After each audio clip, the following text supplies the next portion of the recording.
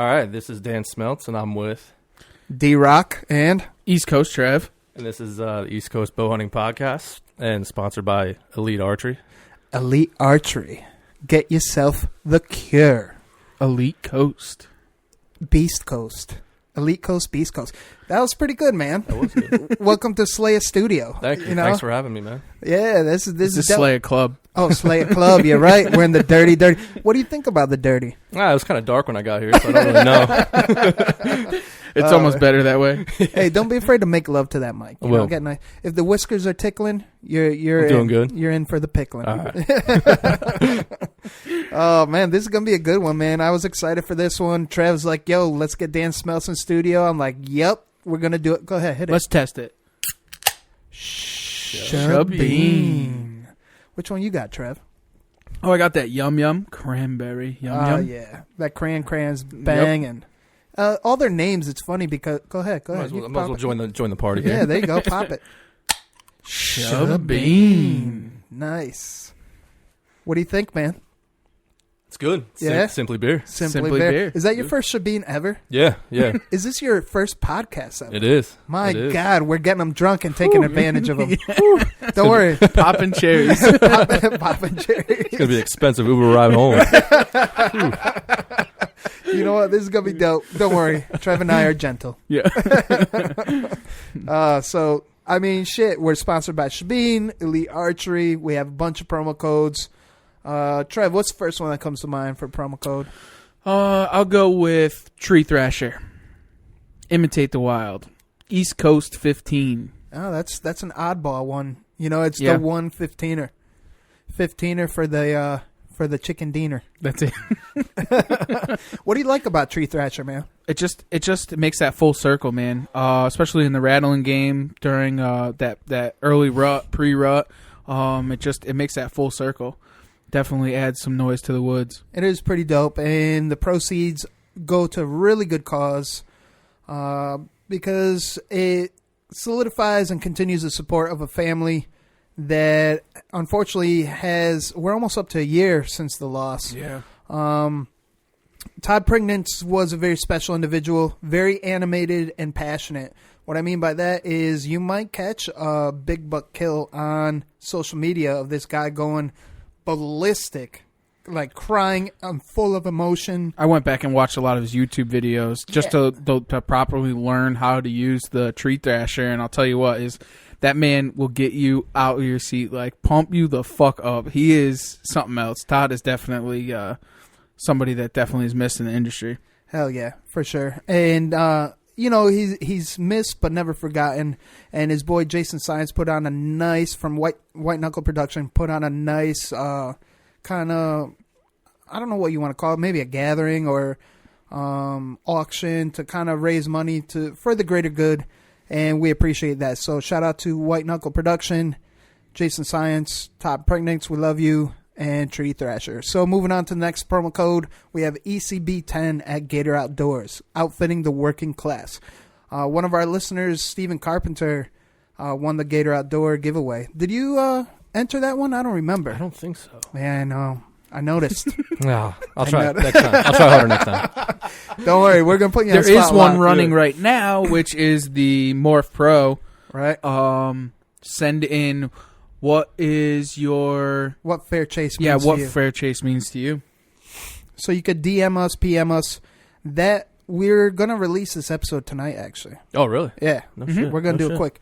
And so people tonight will listen, and we'll end that giveaway. Shit, I want to say Wednesday because we might be podcasting Thursday if the stars align correctly. And we have another giveaway to do, man. It's December, giveaway month. Giving away everything. Yeah, it's Christmas. If I was attractive, I'd give away a lot more things. Oh, man. So what's another promo Nobody code wants that gift. No. Well, I could give the gift that always comes back. Well, that's what and I'm worried about. Herpes. Yeah. What else you got, man? What other ones have ethics? Don't they have one? Yeah, they we have got one for something. ethics. Yeah. If you don't shoot ethics, then fuck you. what's the promo code for that? East Coast 10 also. East Coast 10. And what do you like about ethics? You ran ethics for a little bit. Yep, I shot some turkeys with them. they're definitely, and I did shoot a whitetail with them, but they're fucking badass. I'll tell you what is, I've never shot a turkey and they literally left their fucking feet. Like, it is crazy. Backflips. Yeah, because that setup was 609 grains with the broadhead up front, and I'll tell you what is, when you fucking hit something with 600 grains, it literally leaves its feet, gets back up, and then runs away. It's like, it's the craziest thing ever. Definitely delivers. mind-blown. Yeah, it delivers a knockout punch, Yeah. and you might see a lot of familiar faces out there using Ethics. If I'm not mistaken, I think the Bone Collector crew runs Ethics, as well as Kip Campbell. I mean, he's blasting pigs and deer. Yeah. I mean, Kip is the man. You know, we had him on I think around turkey season, and that was just before he got tied in with Ethics, and now he's running that. And it delivers that knockout punch. It's pretty dope, you know. People like that believe in it. I mean, don't take our word for it. Try it out. Yeah. And we're going to be doing an Ethics giveaway very, very soon. I don't know. We'll flip a coin. Either do the Death Wish giveaway, Death Wish coffee giveaway, or the Ethics I'm Archer keeping giveaway. that one, so you don't have to worry about giving that one away. Oh. Yeah. I didn't know that was a decision. But, yeah, we have an on-the-go kit that we're going to give away from Death Wish I just told coffee. you I'm keeping it. Well, luckily, this Mexican has more than just one kit. And I think we might even throw in the thermos, too. Whoa. Yeah. Whoa. Yeah, we got to I know about spark it that up. thermos. Yeah, it's pretty. Talk about it real quick. It was kind of cool. Is that so? As you guys all know, I work on a boat, and we left the dock, and I left my thermos on the dock, and the wind knocked it over, and there was hot coffee in it, and we were gone for That's 6. some strong-ass wind. Well, it wasn't like full, but so it knocked it off, and I just come back, and I'm like, my fucking thermos is gone. It was missing off the dock. Well, it was in the fucking rocks. And it had been there for a couple of hours. And I come back, I open it up, fucking drink the hot coffee right out of it. Damn. Yeah, it was Still badass. hot. Backwash coffee? Yep. Because it wasn't full? No, At least it wasn't your spit cup. that's it.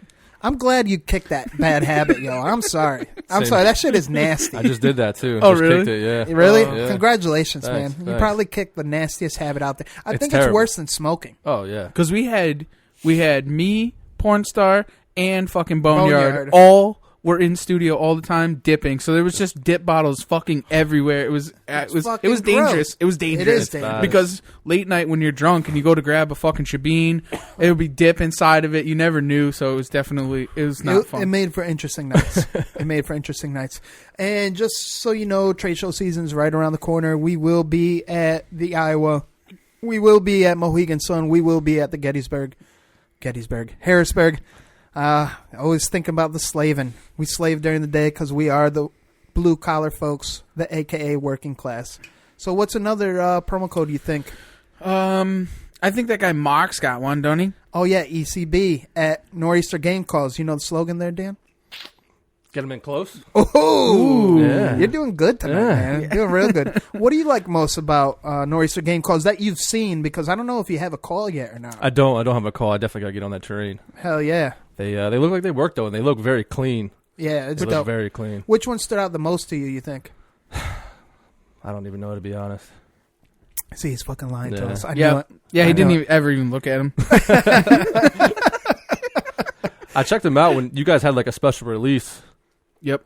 earlier in the season, right? Yep. Yeah, I checked them out then. We had one, the first gen ECB Blood Series come out the beginning of the year. That's in Trev's hand.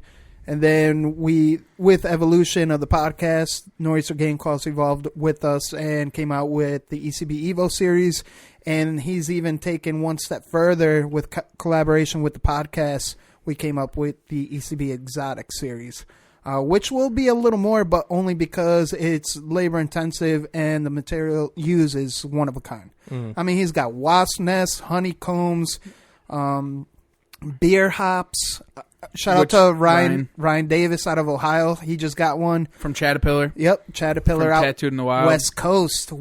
See, we reached west to east. I mean, we're all over, man. I know we have another promo code, but I can't think of it. There's got to be another one. Shit.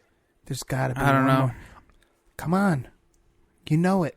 Think deep. It's East Coast something. It's East Coast 10, but No, it's not. no? Nah. Look at Dan's hat. What's he rocking? Oh, it's Represent ECB. the boys.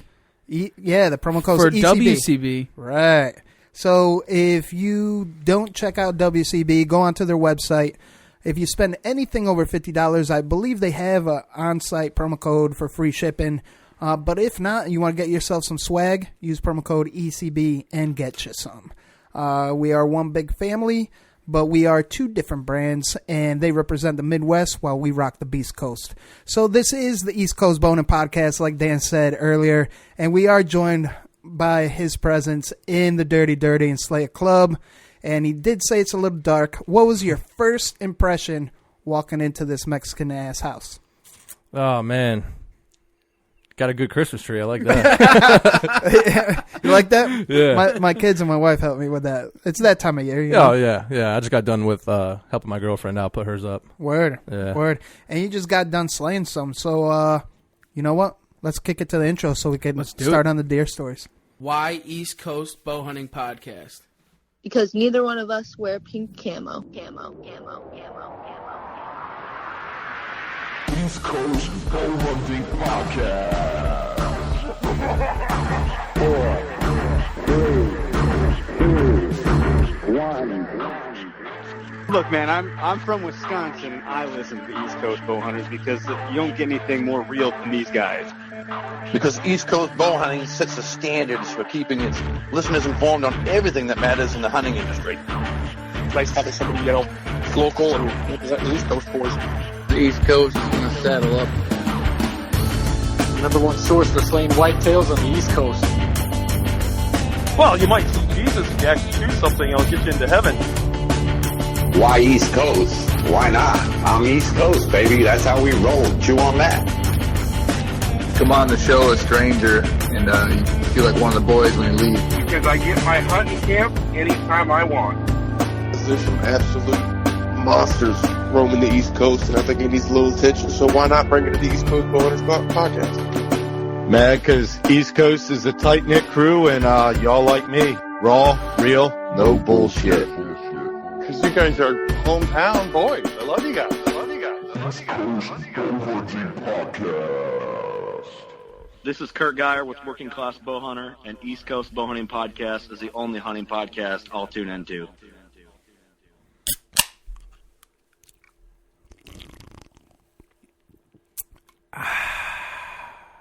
Shabeen. Ecto Yum Yum. Tangerine Sour Beer. Make sure you get you some. And if you can't get you some, guess what? Come to the Beast Coast and we'll hook you up. So if you're from Pennsylvania, which is part of the Beast Coast, but you live a little too far away, you're more than welcome in our house. Right, Dan? Absolutely, man. Thanks for having me. Fuck yeah. Thanks for coming by. Absolutely. What were you doing in New York, actually? You were in New York, right? Yeah. I drove over from New York. My girlfriend lives in New York. Oh, nice. I was cutting my deer up. Her dad helped me. He's retired, and I'm off today and tomorrow. Where is your buck's from? PA. Okay. Yeah. So, yeah, brought that up there just to kill the time. And we actually were checking some traps right before. We literally checked traps. That's awesome. And I got in my car and came here. That's dope. What was he trapping? Fishers. Oh, sweet. Yeah, tomorrow's the last day. Notice how he didn't say cat at the end. It's fishers. That's actually because it's been such a long time, people calling them fisher cats, blah, blah, blah, that it's hard to get off that. You know, because even a lot of old timers call them fisher cats. Oh, yeah, they all do. But they are fishers. Isn't it crazy how they sound at night? Word, Trev? Yeah, they sound like dying babies. Yeah, or like women. Yeah. Yeah. Yeah, I guess a baby too. The first time I ever experienced one in the woods, I was like, what the fuck? Some woman's getting attacked. You know, I'm in the hood in the woods, you never know what the fuck's happening on there. So, I mean, shit, let's kick it off, right, Dan? Tell us who you are, where you're from, and where we can find you. All right, well, my name's Dan Smeltz. I'm from northeastern Pennsylvania. You can find me on Instagram at dsmeltz18, and then I also have a Facebook, which is pretty much just a double of the Instagram. And, I'm part of Team Hang and Bang for Working Class Bow Hunter. Whoop, whoop. Yeah, buddy. Hell yeah. Gang, gang. Gang. That's dope. And I'm also an elite archery ambassador. Word. So you're a well-rounded individual Beast Coast man. Yeah, yes, sir. That's awesome. We're all over the place. We're all over the place. And Team Hang and Bang's all over the place, too. Oh, yeah. Incredible group of guys. It really is. And women. And women, yeah. Group of people. Group of people. And they've all been killing it, man. I know, man. It seems like, you know what? Kurt and I were talking about this not too long ago. How it seems like this year is just a killer year for everyone. Mm-hmm. It's like everyone's on the board, everyone's slaying a monster here and there, and even the ones that aren't are still getting like blood on the ground, you know, and they're still chasing. So that's like something really cool to witness, that everyone that not necessarily we affiliate with, but everyone that we know is just getting it. You know, it's dope. Absolutely. And if you haven't gotten a deer down, there's plenty of time left. Oh yeah, plenty, without a doubt. Without a doubt. And if your deer season's coming to the end on December 31st, guess what? Travel a little bit, especially in the Beast Coast. Hit up New Jersey. They're going into February with that one. Maryland's into January. It's into January in Connecticut in certain bait zones, I believe. Yep. And, I mean, I don't know about anywhere else too much. PA's in January, too. Really? Yeah. I think even Ohio might be January, if I'm not mistaken. I believe so, yeah. I believe so. The only downfall to Ohio, well, I wouldn't say downfall, but it's a $1 state. So I guess for a Connecticut boy, we're like, ooh, you know, because I want to go back to kill, but I only have doe tag left. Right. So it's like, could slam a doe here. Yep. Absolutely. How'd you start your season? You get anything non-buck?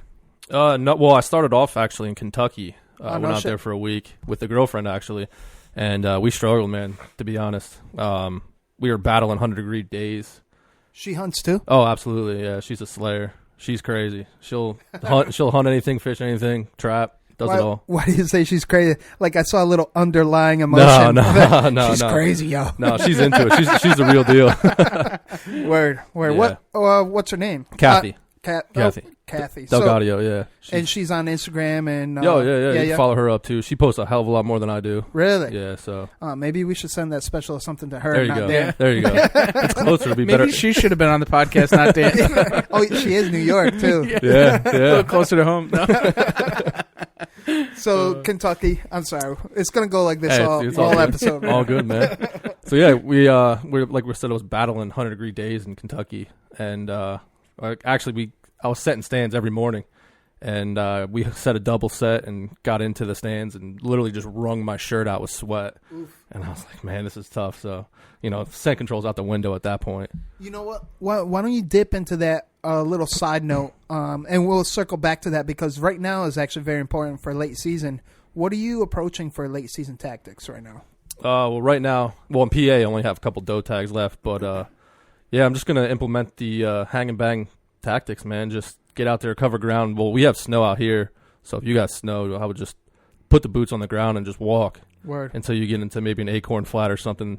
You using any kind of ozone technology, anything like that? No, I really don't use any of that stuff. Really? Yeah, no, I just kind of play the wind and go from there. Oh, no shit. I'm not against it at all. So not even old school like campfire method, nothing like that? Nothing. Really? Nothing. You know, I killed a bunch of bucks in New Jersey, like literally coming up from work. And that was like, you know, why am I wasting my time doing all this? And I used to get lazy as the season goes on. No shit. So I was like, what do you do for work? I'm a operational engineer for Verizon Wireless. Oh, okay. Yeah, we run their data centers. So you're not coming out like smelling like grease and shit? No, like that. Well, before that I was building houses in Central no Jersey, yeah. So, you know, the whole carpenter smell. Damn, a little son. bit of sheetrock and spackle. So you're true Beast Coast. Yes, sir. All over Jersey, New York, PA. Yeah, live in PA, work in New Jersey, and my girlfriend lives in New York. So who's your favorite football team? The Miami Dolphins. Really? Yeah. You don't hear that Didn't see too that often. coming. No. I didn't even know they had a football team. Curveball. Fuck you. I love Dan Marino. Hell yeah. I feel bad for him. One of the greatest that never had a Super Bowl ring. That's basically who I'm named after. My dad was a diehard Dolphins fan. No shit. Yeah. You know, Marino back in the day. Yeah, so you must love Ace Ventura, huh? Oh, yeah. And Ray Finkle. Yeah. Oh, shit. What are your thoughts on Ray Finkle? Oh, dude, I actually haven't seen that movie in forever. I'm not a big movie guy, to be honest. You know what? It seems like I find that more and more to be true in the hunting industry or even the outdoor communities. Not a lot of people watch TV. No. You know what I mean? No. But me, I'm up all hours of the night that I always find. Dude, this is my thought process, and we'll circle back. I'll keep it short. Is at the end of the day, like after that'll be a first. No. Yeah. No, seriously. I'll keep it short. Like, never mind. Never. But at the end of the day, man, you know, we're always grinding, always working, always making connections. Got to set the next show up and this and that. You know, trying to get a hold of Trev because Trev sucks at communicating. So I'm always blowing up his phone. He's like, dude, I was sleeping. I'd be like, Trev, it was 12:30 in the afternoon. Yeah, but I don't work anymore, so I'm laid off right now.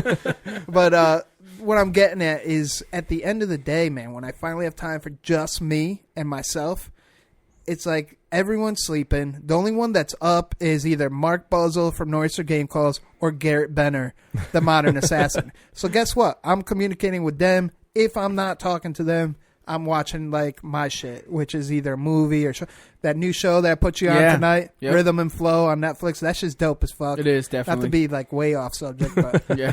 Or Meat Eater with Ranella. You know, he's got his new season out, So let's circle back to late season tactics, man. I'm really curious because you said you don't use scent control and you just play the wind. Mm-hmm. Have you ever had a time? Because I could show you a video where scent control is everything because sometimes the wind switches up. Oh, absolutely, yeah. So especially a swirling wind. Mm-hmm. Right, exactly. And yeah, depending on the terrain or whatnot.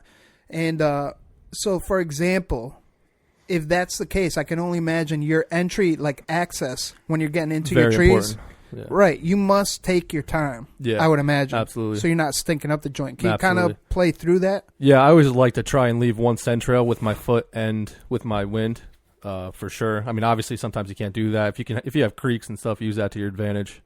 Going in creek beds or just out of sight of the deer if you know where they're bedding. But yeah, play the thermals too. That's a big one. But yeah, I mean that's pretty much it. Just kind of. It's tough to play the wind if you don't know where the deer are bedding or feeding. Right. So I'll just try and walk into the wind until I find where deer are at, and then back out, or just hang a set right there that day, depending on what time it is. Back out and just kind of come up with a game plan right there for that situation. So what was the craziest situation you found yourself in as far as that specifically goes? As far as just walking around and... Yeah, walking around, playing thermals, and not using scent control. Like, there must have been like that, like, oh shit, I got to set up here. Oh, yeah, I've definitely found numerous of those spots. Numerous. None of them actually ever worked. But numerous. Yeah, numerous. You're using big words now. I don't know if... That's probably the last one. Trev, you following?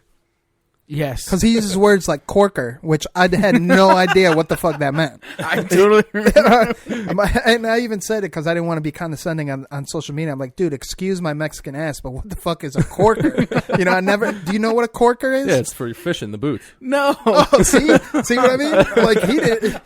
A corker is like a hammer, like a big deer. Yeah. It's another word for hammer or stud or something. Pig. Yeah, exactly. Corker. I never knew that. Yes, a pig, a corker. Yes. I never knew. Yeah. Well, I thought those were called porkers. Not corker. Yeah, well, I don't know. But anyways. Maybe I fucking made it up, but I'm pretty sure I didn't. I looked it up after you told me. It's on Google. So Google doesn't lie. That's it. Because I sure as fuck didn't look it up on Google. Google doesn't lie because you could diagnose your illness on Google. Can you really? Yeah. No, I'm just talking shit. So Kentucky, let's circle back to Kentucky. And you said you struggled in the beginning, early season. Hanging stands, wringing out your shirt. I mean, what happened shortly after that? I mean, were you like kind of down in the slumps or? Yeah, it was tough. It was tough the whole trip. So how would you approach that? Didn't really know at that time because I never hunted in 100 degrees. Usually the hottest we've ever hunted was 80 degrees in early season for Jersey because they open up like middle of September. And, if it was over 80, we would just be like, nah, we're just not going to hunt today. It's just not worth it. You get too sweated up. But, learned a lot in Kentucky. Maybe skipping over those 85-degree days was a mistake because we saw deer moving. It was just, few and far between, but they were definitely still moving. You had to get into the water. And I was actually talking to Connor Wakefield, the whitetail drifter, because he was out there the same time I was, just seeing, what he was seeing, and he had early success, so... but he was able to get in the scout, and I wasn't, and that was just a huge downfall for me, just not knowing anything. And we looked up a spot on X, and we rolled in there, and they were doing like a whole creek restoration. So you're like right off the start, you're like, oh shit, man, like they're just blowing this whole place out, and they really didn't. We still were like, you know what, spent all this time on online e-scouting, so we might as well just give it a shot. And there were deer. We saw a really good deer in there, probably like a 148 pointer. We were walking out one night, and saw him just coming out into the field. He was heading to the little river. It was like a oxbow, and he was just going to the river. So we were like, all right. We kicked him up a little bit, spooked him. He didn't really know what we were, so early in the season. And we came back that night. Then the following day, we came back in the afternoon, and he came back into the woods like 50, 60 yards from us at last light. Just couldn't get a shot. But yeah, that just showed us that, it doesn't matter how stinky you are. He crossed our walking path numerous times. And did it react at all, or? No, not really. Not at all? No, I don't know if that's like a Kentucky thing. They're so used to those guys working. Maybe. That, just wasn't any second thought to him. Do you think that it was more of an early season thing than it was so. More over, like, with it being a little bit more pressured or so on and so forth, like, towards the later end of the season, that it would have could have reacted differently? I believe so, yeah. You go through there now and do that, I don't think you'd get the same reaction. Yeah.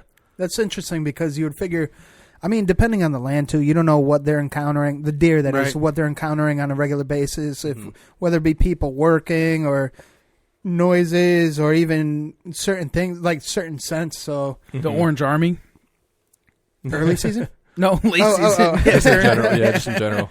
But yeah, man, it's pretty crazy how I'm still trying to, because I know there's a lot of people that don't use any type of scent control, right? And they just play the wind. So this is very, very intriguing to me.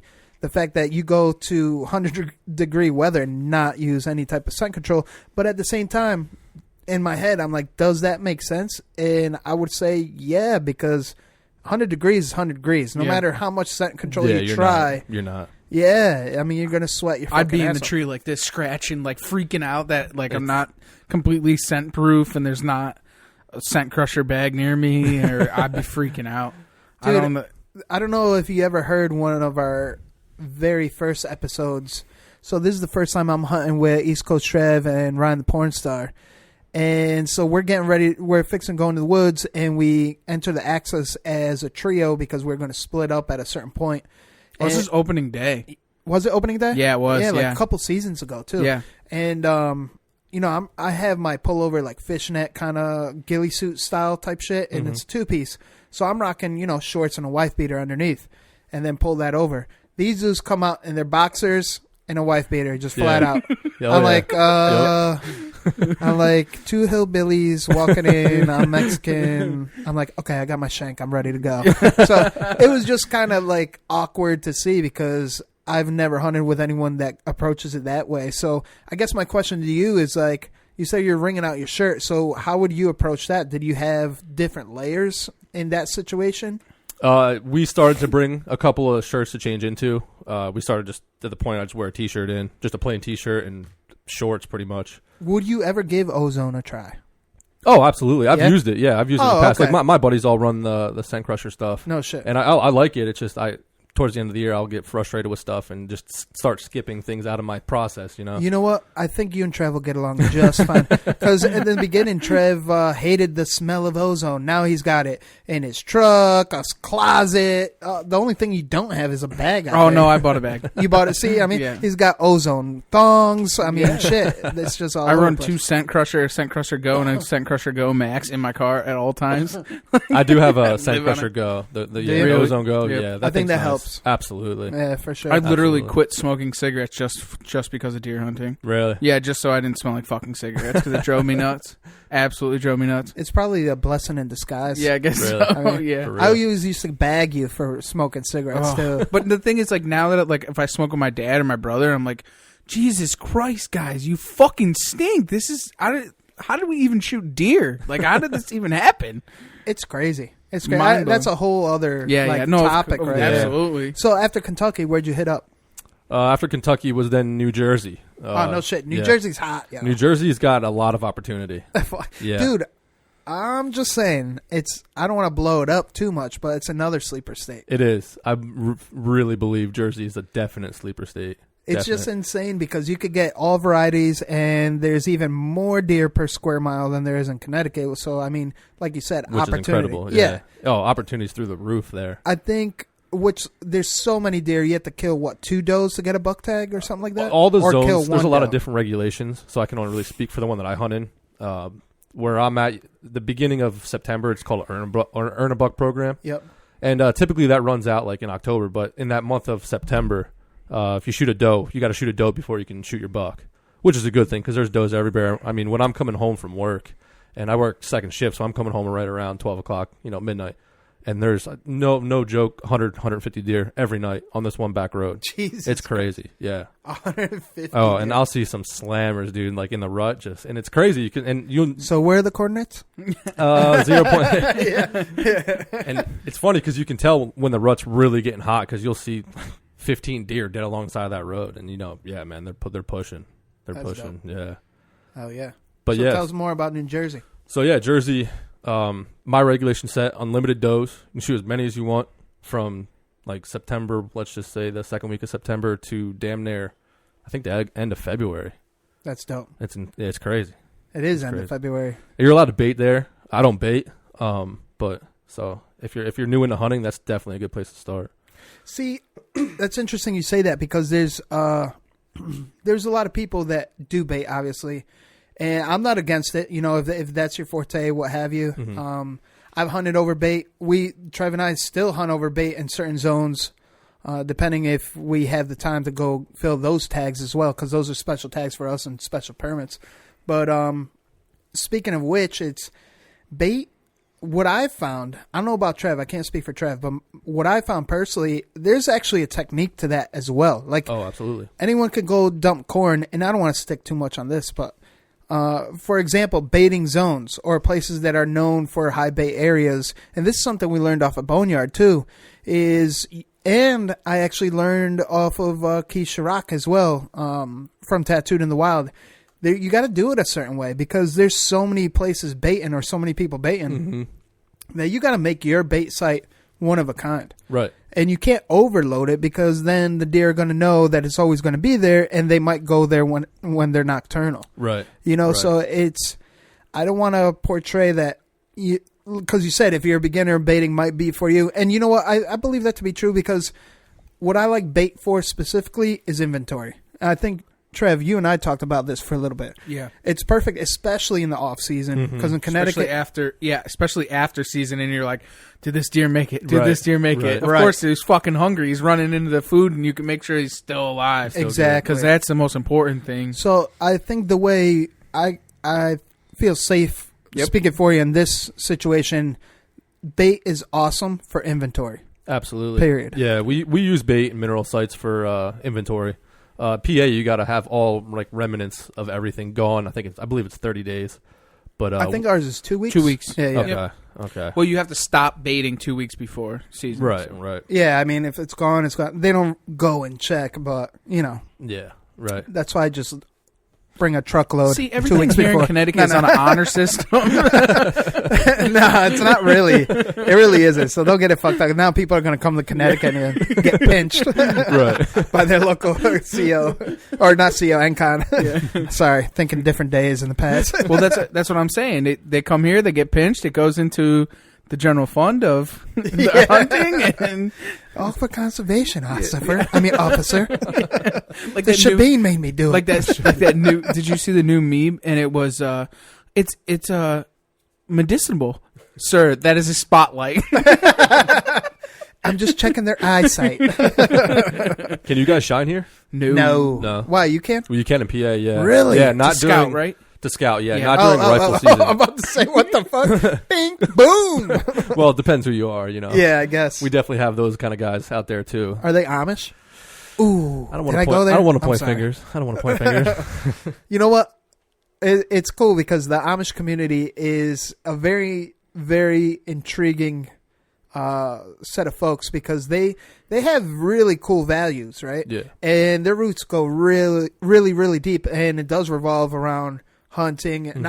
I can't speak for them because I'm not Amish, but it seems like conservation is a big part. And in Pennsylvania specifically, like it's like super Amish. Oh, yeah. So what have you encountered in PA Amish related? Because you must have seen some shit. Oh, yeah. I've actually seen more in New York.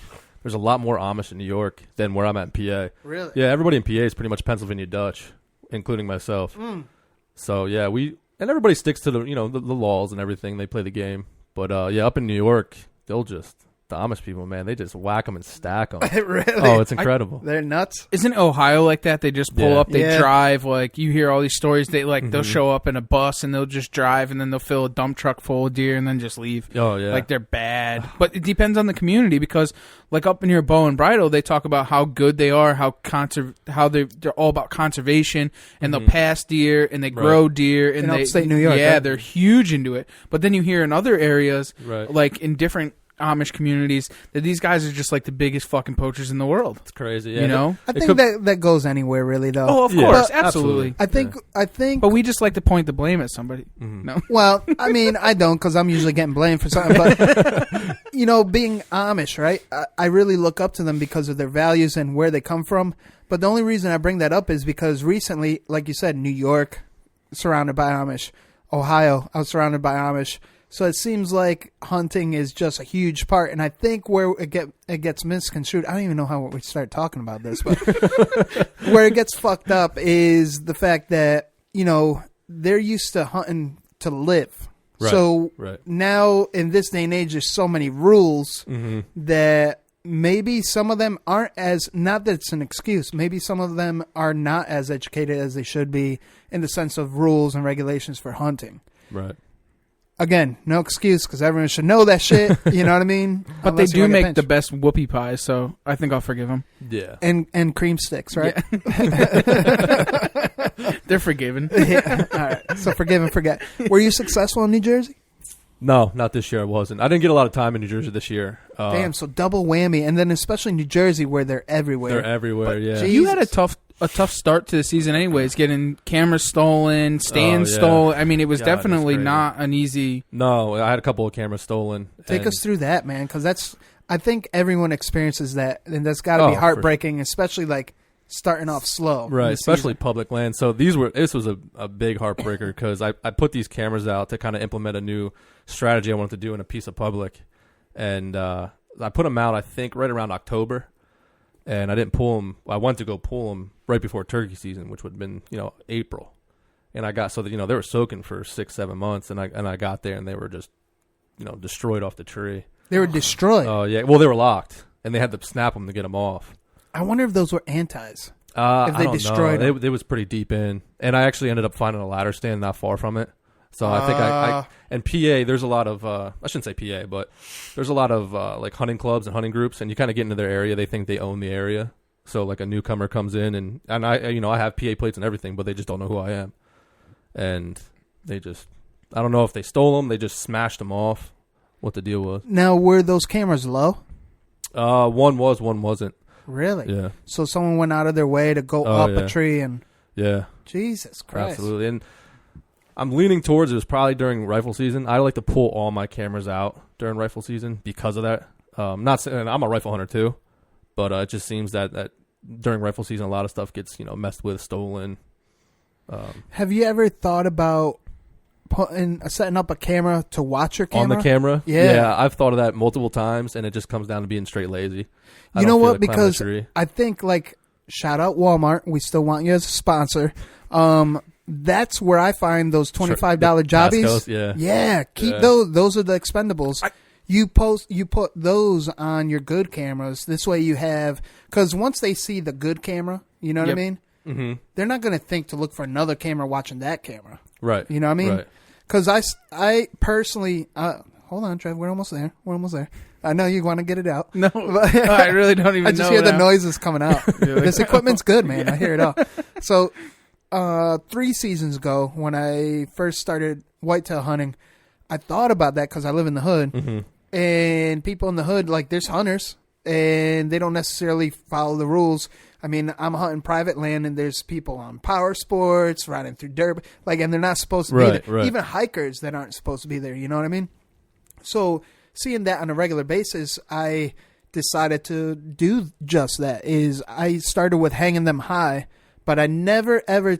Maybe it was because of the sport itself, like whitetail hunting, not just archery alone, but whitetail hunting. That's an investment, man. Oh, absolutely. It's so expensive, and my money's everywhere, as you can see. It's I like a lot of shit. Right. And maybe that's what kind of refrained me from putting a camera on a camera, because that's got to, for a working class dude, that's got to be a hindrance. But maybe that's the answer. The Walmart fucking trail cam.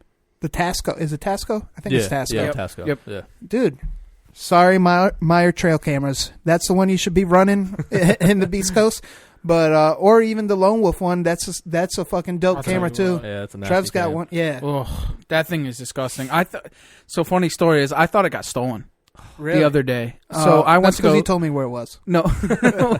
So I got real nervous. I went in with my brother after we had got done hunting Saturday morning, and we hiked in. And I had left it in there before I left for New York. So I went in there like the first week of November, and I went in to go check it. Do you hang it high? No, actually, this one I didn't, and I put it on the mountains. I wasn't really worried about it. So I go in there. I had set up a scrape set. I put the fucking camera in there. Oh, in the spot. Yeah. Okay. So I was there, and my brother comes in, and I'm walking around trying to find my fucking camera. I'm like, somebody stole my fucking Lone Wolf. You have to be kidding me. I'm like freaking out. Like, you could just see it in my face. And my brother's like, Trev, it's right there. I'm like, are you fucking kidding me? I totally forgot where I put it, and I couldn't see it. It had blended right in. I was like, fuck. What about your Meyer trail cameras? Those two? Those two what? They're everywhere. Where though? Can you tell me? No. I need some more. So what I started to do was I carry in one stick with me, especially on public, because like obviously I would use the Spy High like on my private and shit, and that's my favorite to like for anti-hunters or people that are stealing cameras. And I can't wait to see them again at Iowa. Oh, I know. It's gonna be fun. So what I do is I carry in one stick, and then I just take the one stick, and then I just fucking put them up high enough so nobody can get to them. And I haven't had any problem with them, and a lot of people, it just kind of keeps them out of sight of mind, right? Too. I don't know. Anyone seeing them high, they're like camera hunting. Yeah, you know what I mean? Yeah. So take us back to PA, the public land where you found your camera busted. Like, what'd you do after that? Like, what was your approach? I mean, at that point in time, I was pissed. I didn't have any service. So I was more pissed. I wasn't really pissed that they stole the camera. Like, maybe they needed it more than I do or whatever, And I was more pissed at the card that I lost all that, 6 months of information. So they took the card or destroyed it? Well, I don't know what they did. I didn't find the camera or nothing. But they had to break the camera off of the, off of the Python lock. So, it probably doesn't even work. And they can't strap it to the tree now because that's where the Python lock goes through. So, but... They just didn't want you in there with cameras. Yeah. I think that's what it was. Is I just kind of went in on somebody's spot, and they were like, "Oh, fuck this guy." Can you just leave me an envelope with my card in it? I want to know what's on there. Exactly. Yeah, I get exactly. You. Just, but I didn't have the camera. I ended up calling the forest warden, and which was actually a really cool. So dude. you're a snitch. Yeah, I'm joking. I'm joking. You should do that though. You know what I mean? What the fuck? Do they do a lot for you? Like in PA, is that like? He was all over it, man. When it comes to camera stealing. Yeah. As soon as I said that, and he actually let me know that in a state forest in PA, you technically aren't even really supposed to run trail cameras because it's an electronic device. But he's like, that's such an old law that they don't push it. Really? Yeah. That's interesting, man. Because we have the same law, but I've never heard of anyone going down for a trail cam. Yeah, he's like, really? For an electronic device, yeah. Mm-hmm. Like even the Garmin site, you can't use that either. Mm-hmm. Oh, so you can't have even a trail camera? Nah. Oh. You can't leave it overnight. That's electronics. No shit. Like technically tree stands and everything, you can't leave any man-made thing, overnight without a permit, if they're like camping, shit like that. Right. But they said, during deer season, they won't ticket you for that. Fuck, I got to get my presets down. Yeah, we have, in PA, game lands, you have 2 weeks before and after the season that you have to put them in and out. But all during season, like on state game lands, you can have them out there. That's dope. Yeah, they're pretty lenient. As far as that. But so the warden came out and he was on it then? Yeah. I called the warden up and he's like, can you send me the coordinates? I was like, yeah, I mean, I'm up here now if you want to go. And he's like, I'm kind of busy, but I'll be back, there tomorrow. I was like, all right, I'm off tomorrow too. Let's go. I'll just take you right there. Yeah. And he's like, cool. It's be a lot quicker. Now, do you recommend like building that relationship with your local wardens and stuff like that? Absolutely. Yeah. I would, yeah. Why is that? He had a lot of good information about deer hunting in that area too. Yeah. Like what we experienced. Yep. In New York. Exactly. Yeah, and he was our age too. No shit. Definitely. Yeah, definitely. Really cool guy. He actually looked like Callahan from The Meat Eater. Oh, no shit. Yeah, dude, rocking that nasty mustache. He was funny as shit too. That's awesome. Did he come up with anything like leads towards or? No. He's like, we get these a lot. I shouldn't say a lot, but he gets them, every year. And he's like, you never find them. The odds of finding that are And he said he was going to pull down that tree stand because it wasn't supposed to be there. And if that person, came to him about a stolen tree stand, then he would look into that because the tree stand was pretty close to where the cameras were. Yeah. Yeah. That's almost like bait. Yeah. I just haven't heard anything. It was a killer spot too. And I got to check the camera. I actually had the camera out in like May, June, July, and I got to check it. And there was a couple of good deer, but it was hard to tell. A couple corkers. Yeah, a couple corkers. Some real good corkers. So I was excited. I was excited to pull that card. Right. And I got there, and I was like, oh, man, this is not the way I want to start this season off. Son of a bitch. So what time of year was this? When they got stolen? Before turkey season. Before turkey. Yeah. That's right. You said that. And actually, shout out to Joe Humphreys from Big Time because he heard that I got them stolen and sent me out through Eric. From WC, yeah, he hooked me up. That's awesome, man. Sent me out too, and those cameras are pretty nice. Yeah, they're good people, man. Yeah, absolutely. That's what I mean. The community is such a close-knit group that everyone takes care of everyone. It seems that way, anyways. Yeah, absolutely. Didn't expect that at all. I was super grateful of that. And I used Big Time, the 30-06. Yeah. That stuff works good. I think it's Cherry Crush. Yeah. Yeah. I used that this year too. Really? Yeah, I made that little video and they're like, wow, that was a very, very, I forgot how they worded it, dramatic pour or something like, I don't know. Because I made it, slow motion pour. Yeah, slow motion pour, and I did it like in a circle, and like, got into it. I was in tune. And now they have the Big Time's got the cherry cover scent to go with it. Oh, really? Yeah. Oh, jeez. Oh, jeez. I think I have some in that closet over there, too. It's funny. It's funny you mentioned that. You're right. And we can't, shout out to Nick Albanese with the B16. That shit's dope as fuck, I'd like to try that, yeah. Dude, it's insane. Definitely. For mineral. I don't know if Big Time has mineral, do they? I don't think they have mineral, right? It's like all feed and shit? I think so. I'm going to run that B16 in the offseason this year. I know some places that need some of that shit. The Modern Assassin and I have a little hidden gem coming out soon. So keep your eyes peeled for that. What's the B16 stand for? That's a good question. I need to ask Nick about like that. 16 different, minerals, ingredients in there, or is it just... That's a very good question. You know what? Let me jot that down in my notes so I do remember to ask him.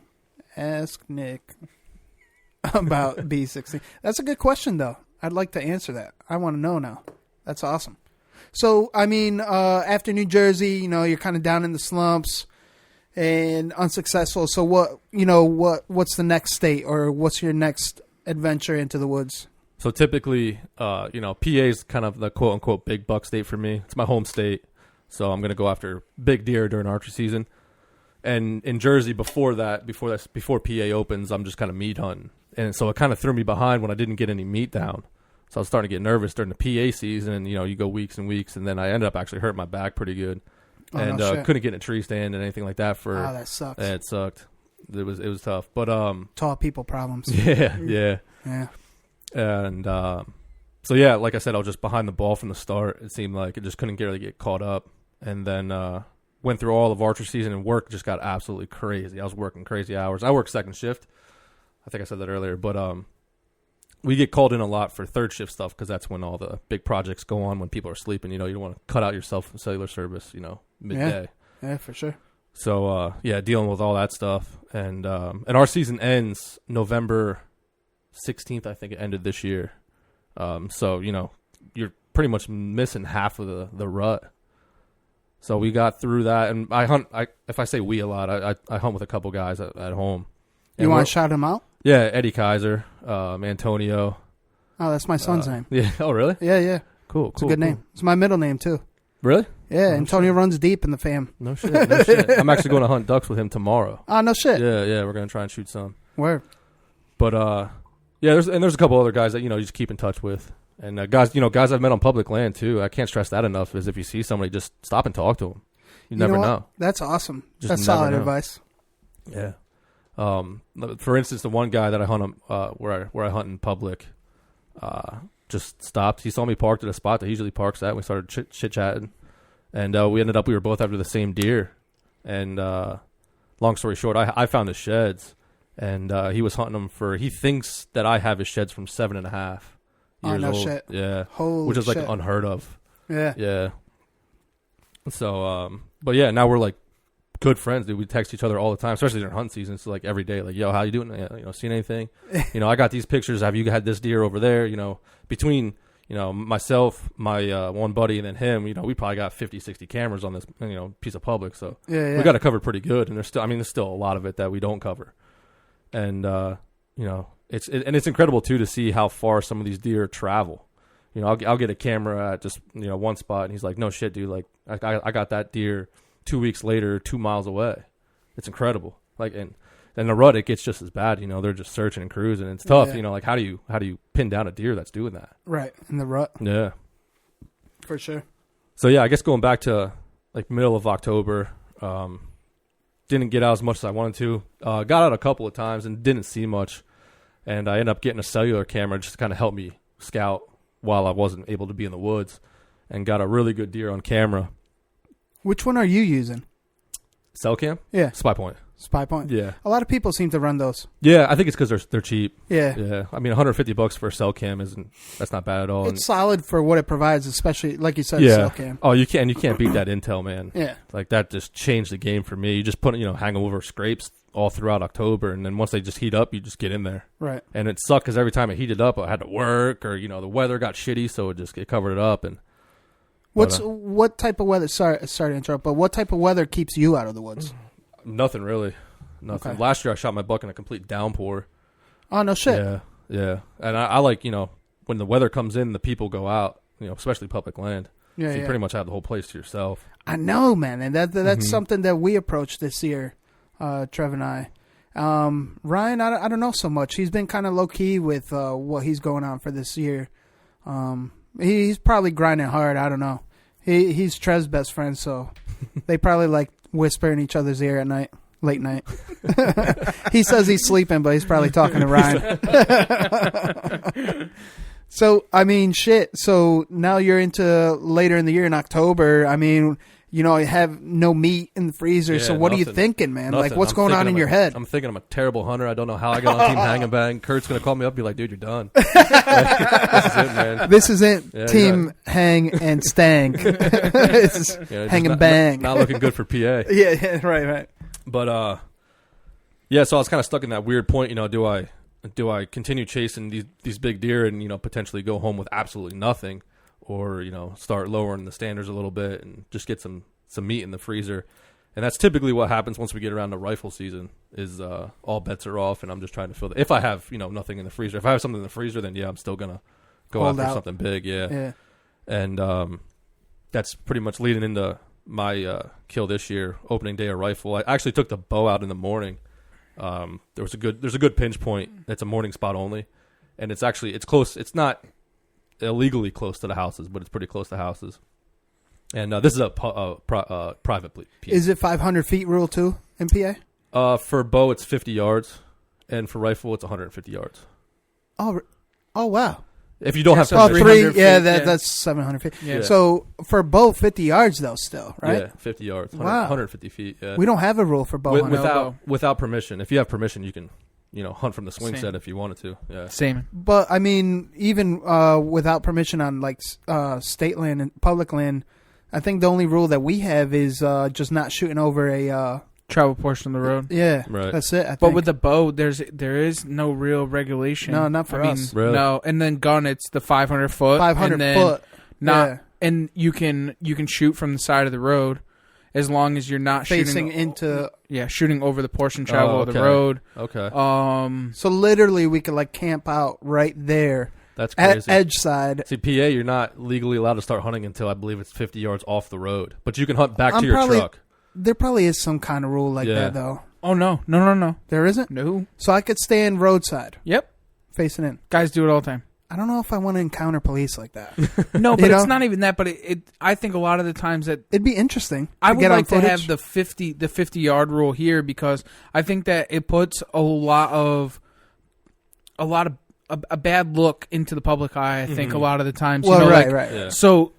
But in Waterbury, that's normal. You see people, shooting and real quick. Just to get off topic, real quick. As far as that goes, there was a couple of guys that were doing pushes in the state forest in my hometown, and it went up on one of the public forums, like the town public forums, that these guys in orange were 5 feet off the side of the road, and that's why I go into that. Is that we should have a 50-yard rule, because now these people from, we call it the North End, they they have no idea. They're just ignorant to the situation, and they don't understand that these guys have been doing this for 25 years in the state forest. It's tradition and history. Yeah, and it's totally the tradition. I mean, that's what I know growing up, and these guys are doing it, and then they're making this big deal out of it. Right. So there should be a 50-yard rule, because now, this day and age, it's definitely bad in the public eye. So yeah, we got to try and stay away from that as hunters. Ugh. Yeah. I know, man. That's the crazy part. But you know what? I think this year was, even though hunter numbers were on a decline this year, I really think we're going to climb back up, even if it's a few. Who was saying that there? Oh, Fisher, Neil. He was saying that the baby boomers are starting to go down, but in its own way, we're going to have a different breed of hunters come back. Exactly, because everyone's into the post-apocalyptic thing and survival and this, and that's organic all part thing. of it. The organic farm fresh to plate. Yep. Oh. And that's one thing. Actually, man, this is Dan's episode. I have so much to talk about. You know what? Remind me in a little bit about my vegan sister. Do that. Guarantee you I forget. We already forgot. All right, good. No, it's interesting, though. Yeah. It's interesting, but go ahead. So, middle of the month, leading up into rifle season, took your bow in the morning, opening day. Opening day. And they actually changed it. Opening day used to be a Monday, and they changed it to a Saturday. And so I figured, we'll go back to the morning. Took the bow out. You think they did that on purpose, though? I think, to lower the people going out? No, I think they did that to give more opportunities. So now there's 3 Saturdays that guys can get out for rifle instead of 2. Oh, okay, that makes sense. So I think it's good. I'm pro anything that gives opportunity. Like they just signed in that we're going to be able to hunt Sundays, but it's only congratulations. It's only 3 days. Hey, it's better than no. Yeah, it's a step in the right direction. Right. 1 day in rifle, 1 day in archery, and then I'm assuming 1 day probably in spring gobbler. And it goes into effect in February. That's awesome. Yeah, so I'm pumped about that because then I get to hunt my dad more and stuff like that, and anybody's trying to get kids out, it just gives you 1 more day. Yep. But do you think that they're doing that to push it so that they do end up having a Sunday hunting in the future? I think so. Yeah, just to show that. Hey, we had 3 Sundays. Nothing happened. Yeah, nobody died. It's great. Is it a blue law too? Also, yeah. We were. That's what we have here. Yep. That's why I can't wait till my son's 12 years old. Even my daughter, she don't want to hunt, but she's of age now, so I'm like, okay, we're going out for youth. Go ahead, hold the weapon. Pretend you. No. That's how long is the youth? How long is your youth season down there? Oh, it's not very long. It's 2 weeks, right? No, it's like a day. Oh, really? Yeah, so we used to be a day. Yeah, but now we're 2 weeks, is it, or 1 week? Depending on the season and where it falls and so on and so forth. But normally what they'll do is they'll give them 2 weekends and then the week in between. Right. So a weekend, and then the week, and then the weekend again. So I wish they did that. I mean, they might even, it's been so long. I don't have any kids or anything like that, so I really don't know. About the opportunity. What our thing is. Don't yet. Don't yet until you're ready for a change in your life. Because it becomes all about them. Yeah. And no more Dan Smeltz. No more. I got to go out to Colorado and finish what I started a couple years ago and get an elk. What, making babies? No.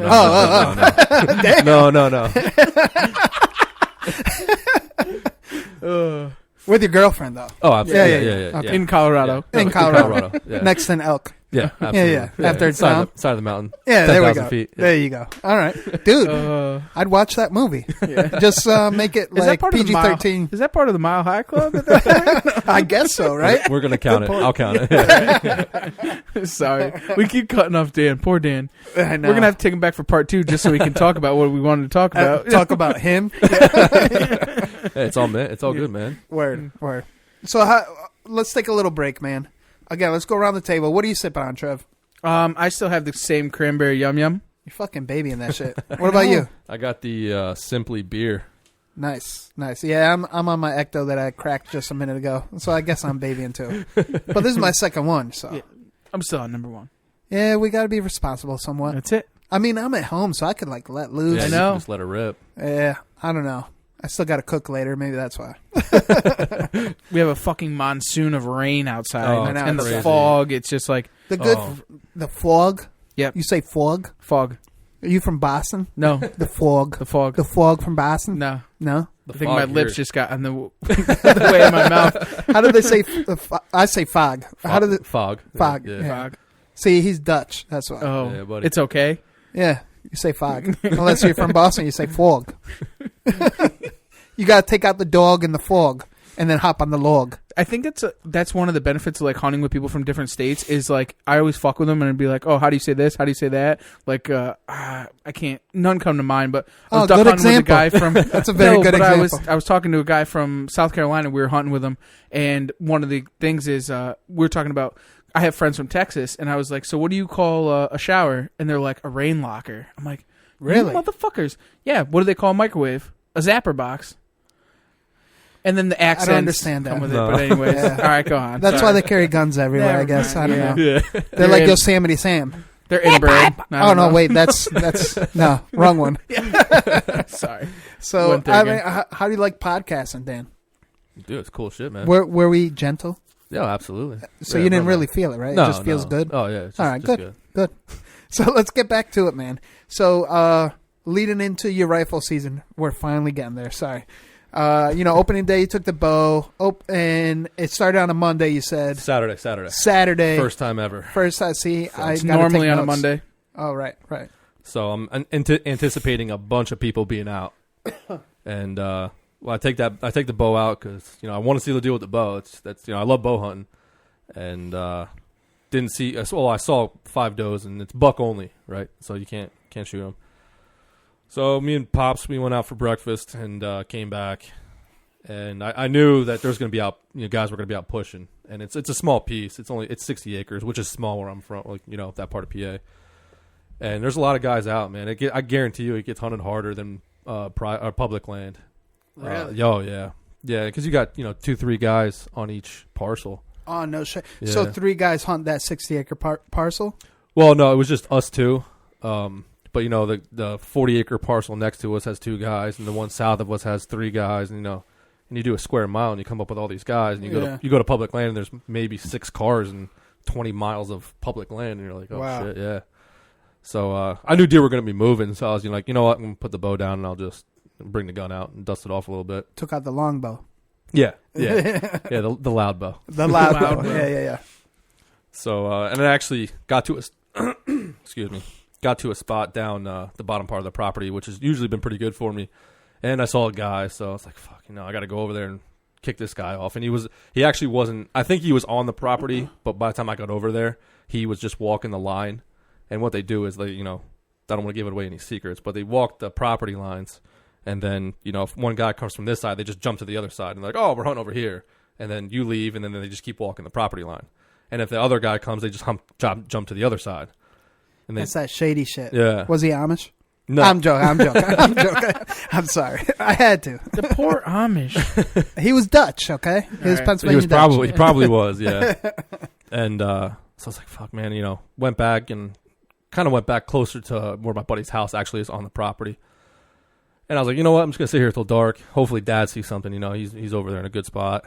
And had a couple of does come out right at, I shouldn't say last light, but that last hour of daylight. And put my phone down and was just kind of sitting there watching them, just seeing what they do, where they go, kind of getting some more intel. I mean, I've hunted this property for, 12 years probably at least. So I kind of have a good idea what the deer do there. Now, do you have like inventory on this property at all, or you guys kind of just went into it? No. So I usually hunt this property pretty hard. And this year I took a different stance. I was going to stay out of it completely. Didn't bow hunt it at all this year. Less is better. Yeah. And trying to get my dad a buck because he's never killed a buck. And just a straight meat hunter. So the first thing out, usually a doe, and just bang. Yeah. Game over, freezer filled, time to get back to work. Yeah. So I was like, you know what? Just load it up, take the pressure off that property, and, Pops will probably get a shot at a buck. And these 2 or 3 does were coming out. And I could barely see them because I was sitting like on the lower side of a knoll, so I can only see like their heads and stuff. And one just beamed me out, and she was doing playing the whole game with the head, stomping and stuff. And she didn't blow or anything like that. Psyching you out, like feeding, no feeding. Yeah, feeding, no feeding. Yep. And I beat her, didn't move. She forgot about me for a little bit anyway. That's cool how you word it too. I beat her. I'm writing that down because that's basically what you're trying to do. Yeah, and just can't move. Barely close your eyes, so you can't. They just try and take everything you can. Trying to take them out. But next thing I know, I just see this buck just coming down through the woods, a hellin', man. This one on the table. This one on the table, and Yeah, long story short, shot him. What were you feeling, though, like, as he came out, though? Well, first of all, I was like, fuck, because my gun's leaning against a tree. I'm not really anticipating anything. Right. I'm already pissed off that I just had to kick a guy off the property and stuff At least like your that. phone wasn't in your hand, though. Yeah, You said you put it down. I put it down. It was on the ground, and it was vibrating like crazy. So I was like, oh, fuck. Like, so even your phone knew it was coming in. Yeah. No shit. So, I'm thinking in my head, I'm like, who the hell's texting me now? Like, stop. Like, I don't want the deer to hear it because they weren't that far away.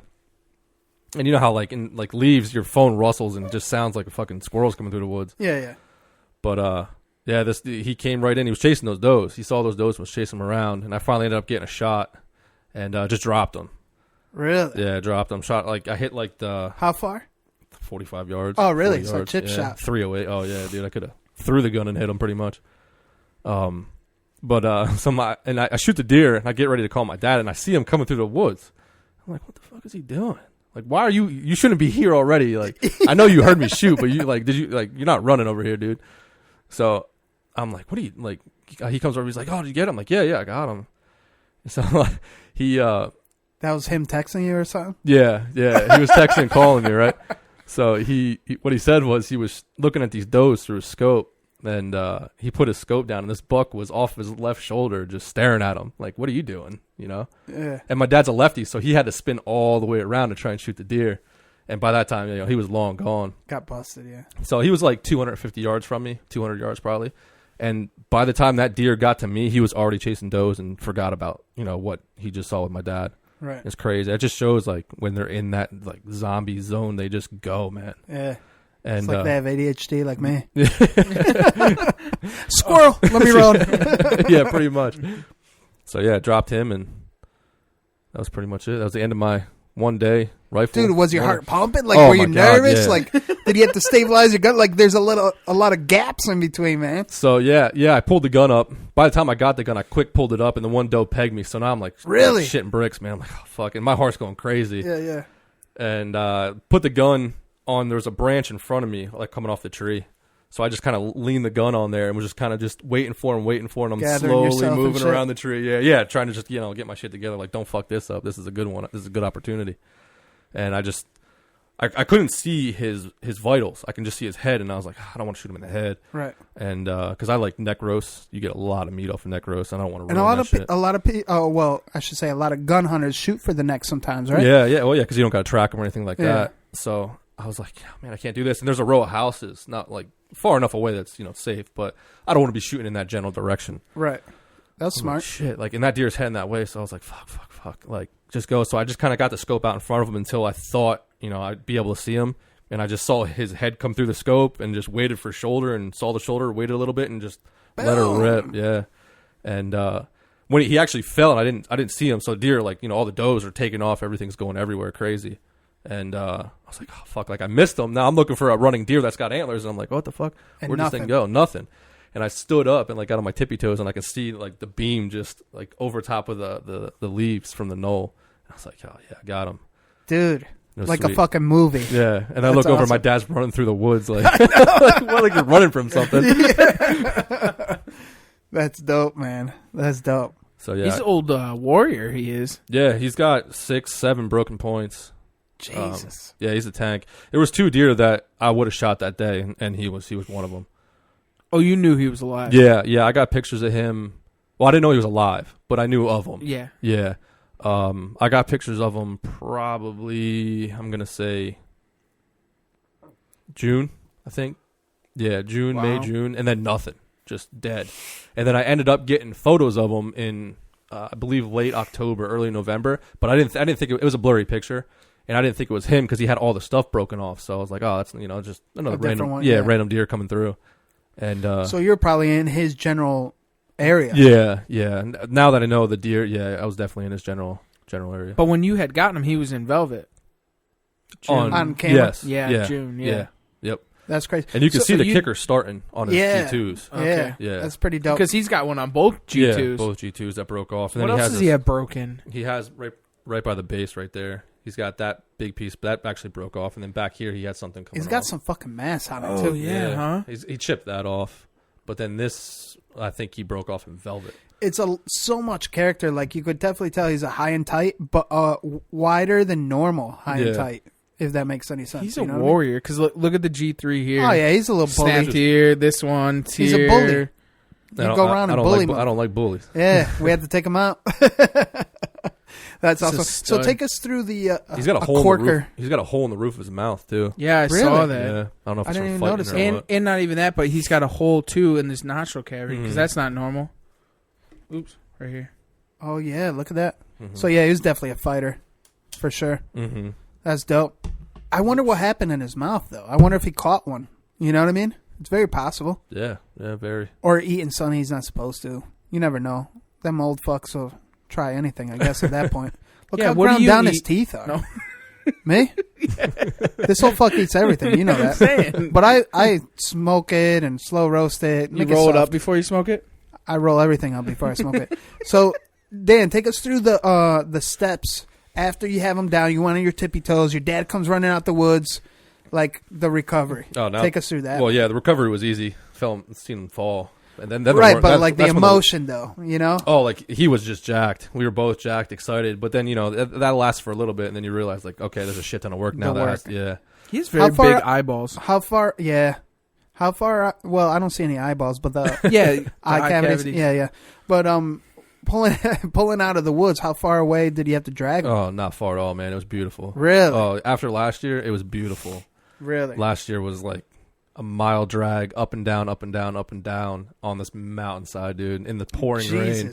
Well, rain is to your benefit sometimes. At least on going a downhill. Drag. Yeah, going downhill. What did he dress out at? This guy dressed out at like right around 150. Wow. Yeah. That's a big boy. And he had 0 fat on him.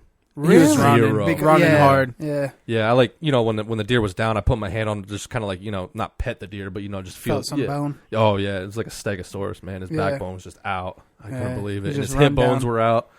I don't think he would have made it through the winter, to be honest. Unless I fed him, yeah. Yeah. That's crazy. Unless he found a bait site, right? Yeah. Yeah. Oh, man. That's awesome. But so after the work is done and you got to really kind of examine your deer, what was your thought process there? Like, what were you thinking as you're cutting it up and really getting to know and getting intimate with your deer? No homo. Well, yeah, you just kind of think about, like, you know, what that deer's been through. You know, he's running so hard for so long, what that deer's seen, where he's been, who's seen him, maybe who shot at him. I didn't find any wounds on him. But like I said before, he definitely didn't have any fat whatsoever. And my buddy was like, I didn't realize he had so much stuff broken off.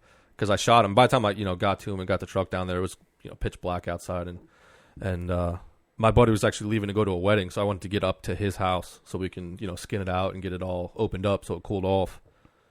And he's like counting. He's like 1, 2, 3. I'm like, Jesus Christ. He's like, dude, this thing's got 7 things broken off on it. Insane. Yeah. I wonder how he would have looked with everything on, man. Absolute beast. I wish I had a camera photo of him with everything, you know, later velvet or early when the velvet comes off.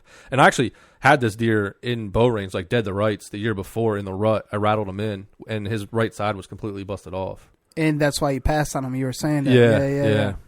That's pretty dope, man. That's pretty dope. So, I mean, shit. Pressure's off now. Pressure's off, yeah. You know, you got meat in the freezer. Freezer's full. Yeah. You have you said you have a doe tag left or something? I got 2 doe tags in PA, which is rare. Usually you only get one. And I was just lucky enough on the second draw to get one. Dope. So you're definitely going to try to fill those? Yeah. I'll try and probably make sure I get one with the rifle just to cap off the freezer. Yeah, make sure you have some deer meat in midsummer. And then, you know, I like to leave a tag for late season just to bow hunt, because at the end of the day, you know, that's what I love to do. I spend all year, and I think being a bow hunter and being, you know, so into it makes you just a very good rifle hunter, right? Because you know think about how many opportunities you've had in the bow stand, right? To, you know, get these deer, and then you just fall short. You know, they're 60 yards out, they're 50 yards out. You just, you know, quartering to, whatever the case may be, and you know, with a rifle, you're just so much more lethal. You can reach out and touch them, and it's cool. It's I enjoy rifle season, but it's kind of like bittersweet because you want to kill them with a bow. You know? Oh yeah, you know absolutely. I mean? You spend you're like all year I'm shooting my bow. I'm not shooting my gun. I take my gun out, shoot it once, it's on. All right, you know, we're good. Then you're done and over with. Yeah. But you know, all year you take that elite bow out and you're just shooting it. Any plan on going to any other states or back to the states like Jersey or anything like definitely. that? So I kind of screwed myself in Jersey because you still have a buck tag in Jersey, right? No. So Jersey, you get a fall bow tag, and that runs out like October the end of October. That's right. They have like a split season type thing. Okay, and they have like that permit buck season, which is like the rut. Yep. So let's just say November 1st to the December 31st, and then you can get your winter bow, which is January 1st to February, whatever, depending on what zone you're in. So I'm definitely going to get that license. But don't they do the muzzleloader season, right? Their late season you can use, it's a lesser weapon also? Yeah, but I believe you have to buy the firearms license. Okay. Yeah. So you only have a bow license for there. All right. Yep. And Jersey's weird, so you have to buy, maybe Connecticut's the same way. Maybe PA's weird, and I just think it's normal because I live there. But like Jersey, you have to buy a bow license, which is $135. Yep. And then a gun license, which is $135. Mm-hmm. And then you got your permit, which is $28, and your zone permit, which is another $28. So you get a lot, especially as a out-of-state guy. It gets expensive quick. You get a lot wrapped up into it. Yep. And that's where I like New York. New York's pretty cheap. It's like $130. That's it. Yeah, so New York is what? It's $100 for the license. Correct. And then whatever the tag is, right? I think it's 30 for like the bow privilege, I think they call it. Yeah. That's a nice thing about that. That's a nice thing about living in like Connecticut. We have New York on one side, Massachusetts, Rhode Island, right. New Jersey. I mean, it's all with even like you live in PA. I mean, it's just a hop, skip, and a jump to go to another state. Yeah. And hunt. I'm in Jersey in 30 minutes, New York in an hour, or less than that, really. Yeah, that's nothing. And I'm surrounded by, no joke, probably 1 million acres of public land. And see, that's the same for me up only where a million? Yeah, only. Only. Up in the northern part of Connecticut is that we have Massachusetts is an hour to me, or half an hour, probably 45 minutes, and then Rhode Island is an hour to me. So I could be in all those places, and all those have fucking smash or deer in them. Right. You know? Corker deer. Corkers. Bunch of corkers. I'm going to have to start using that now. Corkers. See if anybody else knows so I was telling D-Rock about this before he got here, was like I was trying to find a just something, a different word. Everyone's like, congratulations, what a stud, what a hammer. By the end of the seasons, I was like, fuck it, I'm going to use a different word. And I had remembered that somebody had used the word corker, so I was like, fuck it, I'm using corker. And then the first time I use it, fucking D-Rock calls me out on it. I'm like, what the fuck? I didn't know what the fuck it meant, man. What the fuck you want from me? Shit. Oh, man. So, I mean, that brings us to this segment of the show, man. You listened to the show, so you made it to Ninja Tip of the Day. Oh, what is your Ninja Tip of the Day for our listeners out there, man? I would say don't shy away from pressure. Please elaborate. So if you're hunting public land, use the human pressure to your advantage, whether it be hikers. Deer don't know the difference between a hiker and a hunter. So use the trails to your advantage. They know, they're used to people on those trails, especially in PA a lot. So use those trails as accesses, to get downwind of that spot you want to be. It could make your walk a hell of a lot longer, but, do you want to shoot a deer or do you want to walk straight to your stand? So, word. But yeah, and you don't have to go crazy far into the woods. A lot of, you'll have that buffer zone to where people will hunt 100 yards off the road. And then you'll have those guys that go, let's just say, a mile into the woods. Well, you have that, buffer zone in between where, the deer know there's no people there, and you just got to kind of shy away from the people. If you try and act like a deer, you'll be in deer. Just hide from people, and you'll get in deer. That's solid advice. Yeah. Just hide from people. Yeah. That's something I think Clint Casper mentioned sometime. Like he become one with the deer type shit. Yeah, one with the herd. One with the herd. Yeah, one with the herd.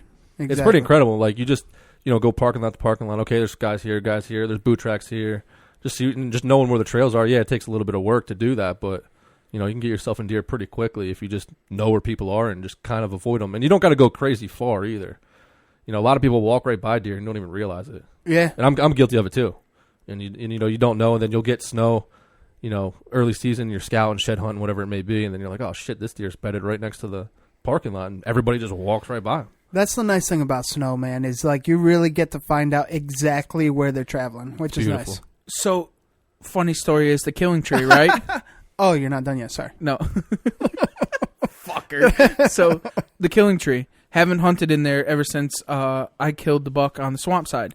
Yeah. And I go in there to pull a camera, and it looks like I let a fucking herd of cattle off in that fucking place. I'm like, motherfucker. Yeah. I haven't been in here in how long? On the one side where I went, or the killing tree side? The killing tree side. No shit. Down below. Through the funnel. There's nothing up top, but there's stuff down in the funnel. And I was like, you got to be fucking kidding me. I haven't been hunting here all year because shit was slow in the early season. I moved my shit. I come back in to grab my camera, and it fucking loaded up. I'm like, I so thankful that's for the just off snow. the beds. Not even that, but they started ripping shit up in there real crazy. But Nice. the only reason I would have noticed it was because of the snow. So, Right. Yeah. it was pretty. Yeah. crazy. The So snow, are you going to be snow hunting shows that then? Yeah, I'll be there Wednesday morning.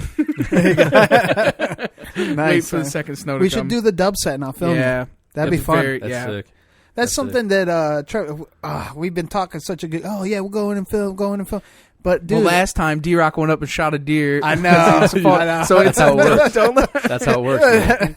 You know what? We ended up separating because I had the hunch or whatever, and then my dumbass hit the wrong button. Like I thought I hit record and it went to settings. Like I must have hit the menu button and then into settings. Yeah. Dude, it sucked because the footage would have been killer. Would have been. Do Yeah. you self-film also, Dan?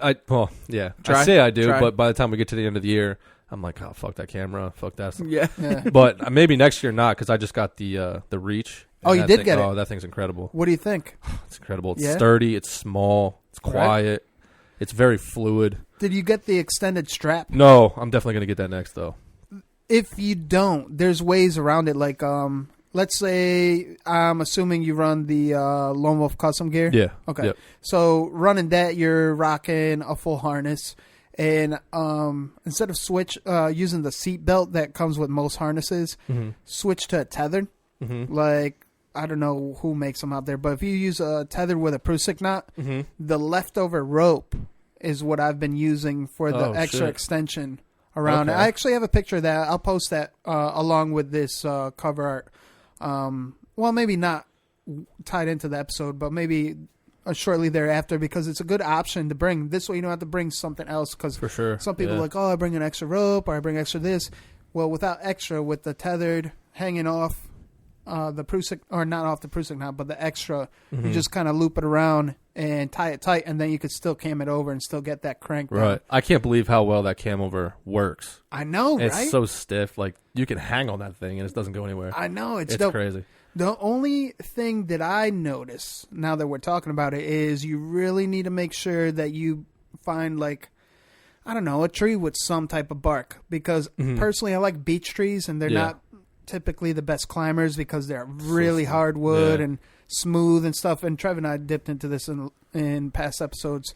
But with the Reach is the same thing, because if you do pick something like that, what I found with the Reach on a tree like that, you want to grab the base and really yank it down some, so it's at its most anchored point. Because if not, you go to move the lockdown and it'll shift your leveling point. Oh, okay. So just to prevent that from happening. Okay. Just a quick little side ninja tip from D-Rock the Mexican. You know. I use it to hang everything on. So, like, I put my fucking antlers on it, my fucking my grunt call, my fucking. I'll clip all kinds of shit on it. It's so sturdy. It's such a great tool to have in the woods, because it's just another place to put something else.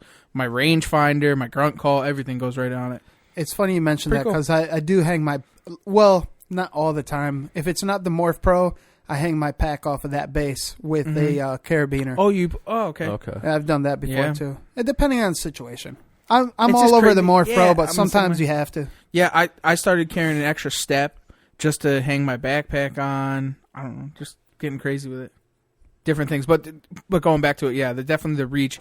I've used it as an actual tool to store a lot of my other stuff. I put the brow tines for my rattlers and right.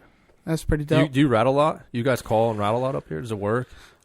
It depends the time of year is when I rattle. I don't know about you. I have my certain time that I do rattle. More or less I'm more of a tickler than a rattler, to be very honest. My hardcore rattling is the last week of October to the first week of November, where I found that it works the best for me. But after that, it just, the problem with carrying rattle horns is just something extra to have on your fucking backpack. Right. They never go somewhere easily. It's just, so I'm trying to minimize the stuff that I bring in the tree now. Yeah, absolutely. And it just sucks. When I first started hunting, like, you bring everything in the book with you, like, you know, different grunt calls and, you know, all your rattling stuff. Climb the tree with your tent. Like, what am I doing? And then as the years go by, I'm just taking less and less and less and less. I'm like, do I need this? Do I need that? Do I need this? Especially by the end of the season, because I'm like, fuck this. I don't want to carry this shit in. Fuck that. This shit's useless. I haven't even fucking seen this all season. Get the fuck out of my I had backpack. this in my pack? Fuck this. Oh, man. That's pretty funny, man. But know what does work all year, and it is a shameless plug because it's true, is the Nor'easter game call, man. You know, early season, I've brought some does in, and even only one buck on a doe bleat using the same call. And then kind of in the rut, I'm telling you, the grunt calls are insane during rut. Late season, I could honestly say late season, I've gotten interest, but what works best is a younger buck call. Because it seems like, either whether it be the second rut or later season than that, it seems like the younger bucks come out of the woodworks and are kind of getting the sloppy seconds or sloppy thirds. You know what I mean? Yeah. My problem with the Nor'easter is that I always have it on swamp buck, and then that fucking not so big buck comes out, and you hit that thing, and they just fucking tail between their legs. Fuck this! See you later. Because it definitely imitates those bigger bucks. Like at Bow and Bred, I was just so used to it. Like those big fucking bucks, you just burp, and they just here we go, dude. Those are the deer to be calling it. Right. I got to see if we could use some of that footage for a Nor'easter commercial because it's insane the way it worked. Do you dabble a lot in calling? Also, no. I don't do anything. Not big into it. I should carry a grunt tube. Just you never know when that buck's just out of range, and you might you don't know. Know what's best? Just to try. And this is a ninja tip from G, the Modern Assassin. He what he uses, and I've tried it, and it works. Is when you bust something, whether it be a doe or buck or what have you. Yeah, and then you do when a you little bust grunt. a deer. Yep. Yeah. So this way, okay, you might not fool the deer that you busted, but anything that may be around will be fooled in the fact of, all the rustling and be natural rustling of the deer running away, and then you hear the grunt. Oh, okay, well, they're running away because of that grunt or what have you. So one of the conversations I had with G when we were up north was, like, if you say, because Caddy Cowboy was on this mission of shooting a trophy doe, and he's like, if he shoots a trophy doe, then just hit the grunt call behind it, burp, burp, burp, like a fucking buck is chasing it, and then they'll never think the difference if there's any deer around, and then you just keep doing what you're doing. I never thought of that. The other reason also that I didn't even think of using a grunt call now I did was I had put up a debate about walking in the snow, and a lot of guys, and I did not expect this at all, take their grunt tube when they're walking in. And they kind of walk in, and then they just do light grunts. And I was never thought of that. The only time I would not do that, and I strongly urge everyone not to do it, and this is only my opinion, but I think of a lot of shit is during rifle season. Absolutely. Even if you're wearing orange, because if you fucking throw up a grunt as you're walking and you imitate something that much, there's some dumb motherfuckers. I hate to say it, but you get some dumb fucks out there just shooting in the general direction if they see movement. And not even that, but a lot of guys, you have to remember too, is a lot of guys, newer hunters, or even older hunters that maybe have not taken that many animals, or haven't updated their fucking lens subscription to their fucking eyeglasses. You know what I mean? Well, I might be one of them old fucks. But they get in their mind, like, that adrenaline starts to take over, and then by that time they hear motion, they hear the grunting, the gun's up, and now you come over the fucking ridge and bang. You have your rattlers on the back of your pack. I'm saying you're gonna see bone. Yep. That's the other reason later in the season I don't carry my rattlers, because I do not want those fucking things strapped to my back. Because if somebody sees, I have a brown camouflage backpack with fucking horns on it. You know what I'm saying? Who knows? Recipe for disaster. Yeah, look. You have something like that Trev's on your back. back. Not a good cook. No, and I'm the biggest, juiciest fucking buck you have ever seen. So, like, this is, you just try and you think of those things, man. Juiciest buck. Because, nowadays, like you say. But you're only like a 2-year-old, though. Yeah, I know. But you see, like, guys on properties that they shouldn't be on, or so on and so forth. So you don't know who's there. You definitely have to take those precautions, especially when you're imitating noises in the woods. Right. And those guys haven't been, hunting all year. So they see a buck. It's been 365 days since they've seen hungry. a deer. Yeah. They get all jazzed up. Starving for the shit. Yeah, it don't take much to pull that trigger on a... Fuck, yeah. Especially a gun. Yeah. At least with a bow, you have to draw back and look. There's a lot more process that goes on. Right. So is there anything you want to kind of touch base? Actually, you know what? Before we get to even that, I had this question for you. Is what was the, oh fuck moment, or what the fuck have you ever had in the woods? Like the most hardcore shit you've ever seen in the woods, or something that caught you off guard? There's got to be something. We've run into bears a couple times. Like scary situation? Scouting. Really? Actually with my girlfriend last year. Really? Yeah, we were on a Oak Ridge just checking scrapes, and I was going to hang a camera. I was actually going to go in there the next couple of days. And I don't think the bears knew we were there, now like thinking on it afterwards, but in the moment, it was 2 bears, and they were probably 400-pound bears. So you must have been downwind. What On a state? bear? PA. Okay. PA. We got big bears, and we got a lot of them. And I think it was 2 boars fighting over the food source, and we just so happened to kind of walk ourselves in the middle of it. Oh, shit. And they were going at it. Do you bring anything shit. when you scout? Usually I'll bring a gun, but for whatever reason this day I didn't have it. No, shit. Yeah, so all I had was spray, and I know at least you had something. I know a lot of people like spray, because it's not a gun, this and that, but if you've ever tried to spray bear spray, no, or if it's windy outside, like people don't think about that shit. You're right. Like you don't know what the wind's going to be when a bear's charging at you. Exactly. You might as well pepper spray yourself. Spray yourself. Ah! Yeah, because like after it happened, I was like, oh shit, like I've never used this thing, so if something would happen, so I sprayed it, and I was like, oh shit, and then both of us were like coughing a little bit. Yeah. So we're like, oh shit, if something really went down, you're gonna end up spraying yourself if the wind's not and perfect. And a 400-pound bear don't give a fuck about that spray. No, especially when it's all adrenaline up and been fighting and shit. Absolutely. If anything, you'll piss it off. That's for your peace of mind. That's about all exactly. that is. That's all. Yeah, that's all it is. Just makes you feel good. But we've had. We used to go. My one buddy. We used to go on some crazy excursions scouting, taking canoes like 2 miles up in this like small creeks, like nothing bigger than this like table here. And we were the one spot we got really far in. And we heard something running in front of us. It was tall grass, and we were down in like it was like a beaver run almost. And all of a sudden, this giant-ass bear just stands up and is, like, looking at us. And you're like, oh, shit. And, you're paddling. So you got nowhere to go. What the fuck are you going to do? Paddle away? Yeah. You got. That was pretty crazy. So a lot of bear incidences. And you can hunt bear there, right? Oh, yeah. But our seasons, they just changed them this year. We're definitely taking steps in the right direction. But over the previous years, bear season was a week long. Right. Well, actually, back in the day, it was 3 days long. Like I have a feeling Connecticut's going to be that. To introduce black bear hunting. It's going to be like a week long. Have you ever had black bear meat? Oh, yeah. It's delicious. Yeah, it's so good. I've heard both ways, actually, depending on what they eat. Yeah, I think it's not cooked right. Yeah. Or it's not properly, because bear is kind of like pigs. When you shoot them, you got to get that hide off immediately. They immediately start rotting. Right. So you got to get them cooled down as quickly as possible. And if somebody shoots one, early season archery or muzzleloader, and it's 50, 60, 70 degrees outside, you can run into some trouble. Yeah. Because then they have so much fat, they're so insulated. And how the fuck are you going to drag something like that out? You know what I mean? Well, yeah, that's the thing too. We get into some of these places where a 500-600-pound bear, you have to pack it out, and you're legally allowed to do that in PA. Nice. You can pack them out, but I don't think we could do that in Connecticut, right? We can't pack shit out. You have to drag the whole carcass. No. You can only gut. I thought. No, you can. You can gut it, pack it, as long as. But you have to take out the hide or some shit, you have right? to take out the hide with it. Yes, the hide and the head have to go with it. Yeah, and you need to have proof of sex. Correct. Yeah. Yeah, proof of sex. That's right. Yep. Exactly. Pretty cool. Yes, please. Oh, not that type of sex. So is there anything you want to kind of circle back on or touch base on before we start wrapping this up?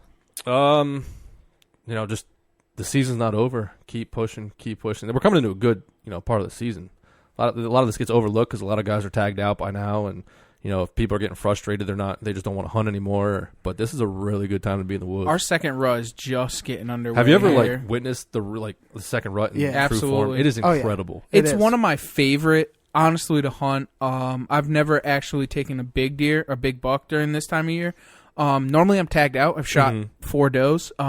So there's nothing wrong with that either. No. But a lot of the times I like the later rut, especially here, because the younger deer will go into estrus, and then these big gnarly fucking whitetail bucks are chasing these stupid dumb fucking does. And what's the first deer that comes in on you? Them little dumb fucking skipper does, and they got a giant buck standing right fucking behind them. So, and they just get stupid. And I think now, being more having a buck tag left, I'm looking for those things. And like I was saying, is that those areas that I normally would hunt now are having rubs, and there was actually a fucking giant scrape, and I'm like, it's the first week of December. Where did this come from? Because I'm not normally in the woods at this time, dude. Yeah, and not only just that, I feel like there's less hunter in the woods too because of weather. Yeah, you know what I mean? Thanksgiving, holidays, and weather. It's like people. I know me.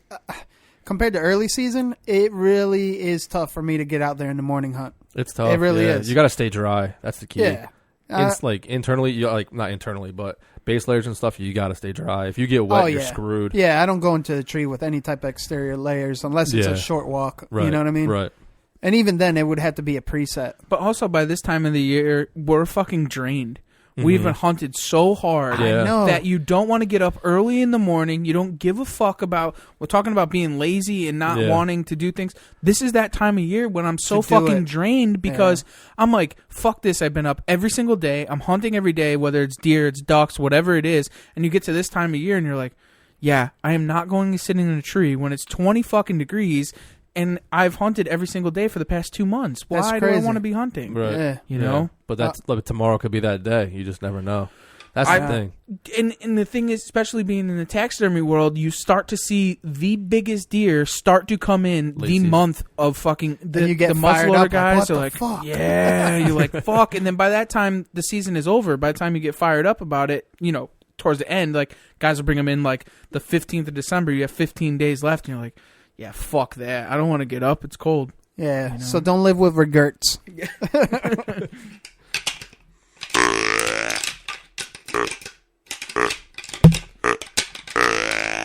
So Dan Smeltz, Pennsylvania, the Pennsylvania Killer. Yes, What rattles your antlers, man? Disrespectful people, man. Disrespectful? Like how, though? People stealing shit. Just hunter on hunter, disrespect. I think as hunters, we should, come together, especially this time. A lot of people against us. We don't need to be fighting within each other. Just got to get each other's backs, and be respectful, especially on public land. If you see somebody in a tree, like, don't set up 20 yards from them, or don't, just back out and go find some other spot. Right. And just be nice to people, talk to people, and you can, you never know. You can come out with a friendship. I've done it with numerous people.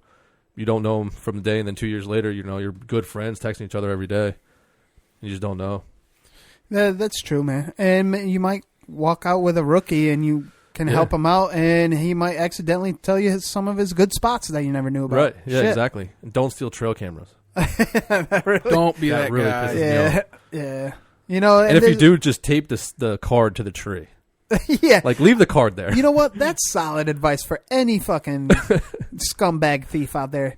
At least leave the fucking SD card. Yeah. You know what I mean? Yeah. Think about it. It's Take like, the shit. camera. Take the fucking camera. Leave the SD card. What do you really need with the camera, though? That's my whole thing. Like, do you really need another fucking camera? Especially why would nowadays. you want to steal There's it? greedy people out there, though. Yeah. But, hunters are just humans. I think the only thing that I would want to see is I want to see what the fuck's on his card. If I'm on public land, I just want to see what's on his card. Well, that's the thing. If I were to be that scumbag, right, I would say fuck the work of getting the trail cam, because that's some work, especially if someone like you that hangs them high. I just take the card.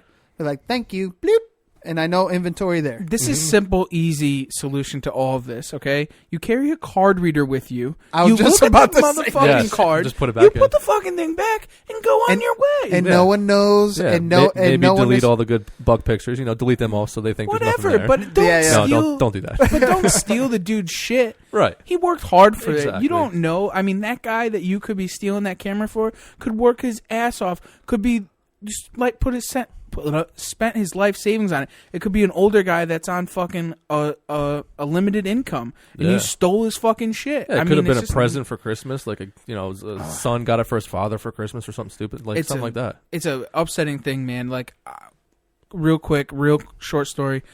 Guy had a climbing tree stand on public land one day. The stands kept getting stolen. Kept getting stolen. So one of our good buddies takes a fucking GPS chip and puts it in a climber and sets the motherfucker up.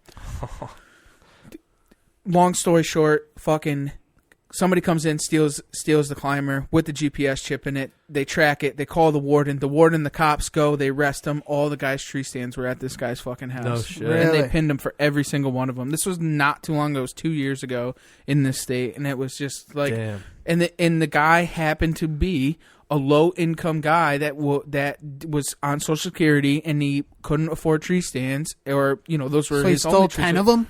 Well, yeah, well, no. But I'm saying it was like different hunters throughout the thing, and then he kept stealing different tree stands. So they fucking set the guy up. The old man. No. The one that he stole was the old man's that didn't have a lot of money. It was just some scumbag I see. yeah. And so they the ended dirty. up. wherever he was from. I'm not going to say where, but they're everywhere. Yeah, but yeah, so our buddies fucking set this guy up on that public land and got all the guys tree stands that back. one ups the fucking Walmart $25 special setup. You know what I mean? It's like, but just don't be that scumbag, man. You could be stealing somebody's shit that's that really needs it more than we do. You know, yeah, absolutely. If you really have to be a scumbag, steal like a vegan's, I don't know, organic lettuce blanket that they made. Right. What was the vegan sister or something like that you said? Oh, see, you remembered. Yeah. That's funny. Only because you said vegan. Yeah, I would have never. He said lettuce. Yeah, like, I don't know, man. I don't know what vegans do. But, yeah, so I have a vegan sister, and her husband is, I don't want to say vegan, because he will eat meat, but their whole thing is against, like, butcher shops or slaughterhouses and stuff like that, which I get, which is very necessary, I think, in, our world today specifically, because there's a lot of non-hunters that do eat meat, and where the fuck are they going to buy meat unless it's the supermarket? But that being said, she has an older brother that's a hunter, myself. So she's very, very open to the idea of having hunters out there because we're not slaughterhouses, you know what I mean? We're out there taking it organically. So I guess I even told her, would you eat a hunted animal? And she's like, only if my husband took it down. So I started getting him into it. And this dude, I mean, you wouldn't even think he's vegan, but at the same time, like, he's all about it. Like, he's gotten a bow, he's shooting it. And this is like coming from a strict vegan household. Right. And he's all about it, man. So it's really cool. He follows the podcast. I put him onto more like Working Class Bow Hunter, Truth from the Stand and Deer Hunter podcast. I'm like, you really want to get down to the, nitty gritty of hunting. You can even follow Meat Eater and be selective on certain episodes that they have just to really learn all the way around from those podcasts. And I'm like, you don't even have to read anymore. You just turn it on and listen, And it's just really cool how a vegan household is slowly turning to the apocalyptic, survivalistic realm that we're in now. So it's really cool to be that type of positive influence in a vegan household. Right. And even to piggyback off of that is my daughter's pescatarian because she saw a slaughterhouse video. One thing led to another. And her little clique at school, they all went pescatarian, which is, no land animals, only fish or stuff from the sea and veggies or what have you.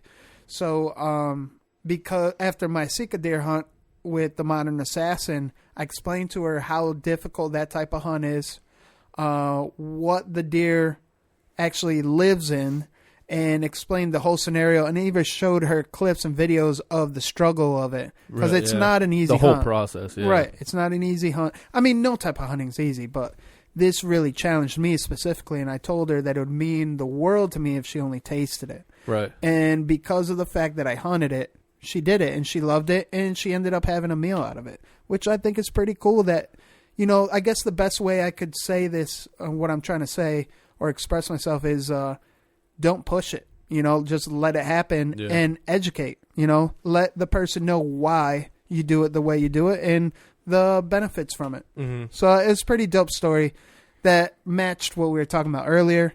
So I didn't mean to take up too much of your episode there. I mean, that's a good way to get somebody who's questionable about it into hunting is through their stomach. I mean, everybody's got to eat, and a lot of people eat meat. Yeah. And you give them a good deer steak or a good whatever, duck, it don't matter what it is. Yeah. I mean, hell, squirrel, you can hide that shit. People would never know. I know. They would never. Good. It's better than rabbit. I say it all the time. Yeah, and dude, it's crazy. It's hard to argue with somebody when you're like full and happy. Yeah, and they enjoyed the meal. Right. That's probably another good, since you bring that up, a good solid ninja tip is if you're going to expose someone to some type of game meat, don't let them know what it is. Have them taste it first. Right. Because I think that's where we screw up most of the time because we're so eager, like, here, try this. Yeah, try this. What is it? Well, it's this. Nah, I'm good. Because most people probably had Uncle Joe Schmo that fucking stored it wrong and I don't know. Nasty. Yeah. Rotten buck. Well, not even just that. The way they stored it in the freezer. Maybe they cooked the tallow in it. Yeah. It's like, come on. But yeah, man. So, Yeah. man, this has been an awesome, awesome episode, man. We're definitely going to have you back on. I don't know how soon, but sooner than later. We'll definitely, I'm assuming we'll see you at Harrisburg. Oh, yeah, absolutely. Yes. When are you guys going to be there? Probably the last weekend of the 9 days. I'll probably be there. I'll be there during the week because it's a little quieter, but maybe I'll come down for like a Sunday. Just to Pop in. Yeah. We'll do a quick mini episode, bullshit man. with you guys. Yeah, Do the season recap because then by then I'll be all done. Yeah. Hopefully I'll have some more. That'd be dope. The fellas will be there. Yeah. You get to meet the Zeus Broadhead crew. Cody will be there. Modern Assassin. Oh, yeah, definitely Modern Assassin. Drew. Yeah, Boneyard will be there. Clint from Truth from the Stand will be there. Oh, no shit. Yeah, and all his Johnny Utah. Wow. I'm pretty sure he'll be there too. Actually, I think Wade Borman's trying to make an appearance. He's trying to get a booth. Yeah. He's trying to get a booth. Really? If we're very lucky, we might even see WCB there, and that'd be cool to get them out east. They're gonna come all the way out here, huh? I think that's as East Coast as they'll get if they do it. Yeah. I know it's still up in the air, but I think it would benefit not just them, but also the East Coast to get a little Midwest flavor in there. So many people that come through there. It's incredible. It's the biggest show. It Why is. wouldn't you go? It is. It's huge. I love it there. I'm getting jacked up just talking about it. It's my favorite show in the world, Dude, dude. it's insane. We had Follow Her Arrow there, Jess Byers. She's badass. I know her. Yeah, I know her. I guarantee she'll be there. No, I'm her, pretty I should sure say. she'll be there Yeah. again. You know, Jared Scheffler's there. Dude. Oh, he's everywhere, man. That is probably the most underrated show. Oh, yeah. Produced DVD. Without a doubt. White Tail Adrenaline is incredible. The fact that he sticks to the DVD is pretty badass because it's like he just won't do the streaming or nothing like that. Right. He just stays this there. is what we're doing, and we've got it this far. You want to see it, you buy it here. Yeah. That's pretty dope. I agree with that. Then our buddies from the Tree Buddy, Tree Stand Buddy, Rat Nick Getters. Sampson. He was cool as fuck out there. It'd be dope if we get Elite Archery in there. Yeah. That'd be dope as fuck. That would be. They weren't there last year. They're usually there though, aren't they? They have in the past, but not last year. Not last year, really. Yeah. But now that they got the cure, they got to be there. I'm saying. And they're not far. I mean, they're only in Rochester, so That's what I'm saying. Yeah. I'm trying to. And a lot of the outdoor group was there because I bought a game called Duel out there. Yeah, in the game call section. But now that I lost that, I'm in the market, so I might have to check out this Nor'easter. Hey, man. Nor'easter. It's what it is. Yeah. You can get something That's what special. it is. Yeah. You can get your girl a flower one. I guarantee you'll never buy anything or try anything relatively close to it. Really? I wish. We'll have to show him your Evo series after. Yeah, I got it over there in my pack in the other room. Mine's in my backpack. We got to finish this Cooler Bear, so let's do Round of Positivity. Trev, what do you got? Can I take a pass? No, just kidding. My round of positivity, man, is we're winding down to the end of the season here. Everyone's having a very successful season. It's just a blessing to have another East Coaster in studio talking sheds. He brought a bunch of sheds, some badass sheds. Kind of gets me pumped up for shed season. And to finally put the face to the name, shake the hand, dude. It has been an awesome time, and awesome and foggy. Awesome and foggy. I look forward to some future shed hunting, anyways. Absolutely. To start off, and we'll see where it brings us. Dope. My round of positivity is again to piggyback off of what East Coast Trev said is having an East Coast brother in the studio. You know, someone that a lot of people know, actually, within our circle. And I'm sure you're going to keep on shining and keep on representing East Coast right and Team Hang and Bang right. I mean, that's what it is the brotherhood and staying on the same page and helping everyone out. And it'd be really cool to see is all of us all chilling under one roof at some time or other sooner than later. So that's my round of positivity. Definitely. Dan, what you got? Well, sucks going last because you guys hit 2 real good points. And hopefully we all get to go out to the shoot next year. Yeah, that'd be dope. Yeah, I missed it last year. I was kind of pissed about that, but that's all right. Yeah. There's always this coming year. Yeah, you only got so much vacation. Yeah, I know. And but yeah, I'm definitely going to try and get out there for that next year. But yeah, my round of positivity is this. Like I've said it numerous times on this. The season's not over. Yeah. If you don't have a deer or anything down, just keep pushing. Every day's a new day.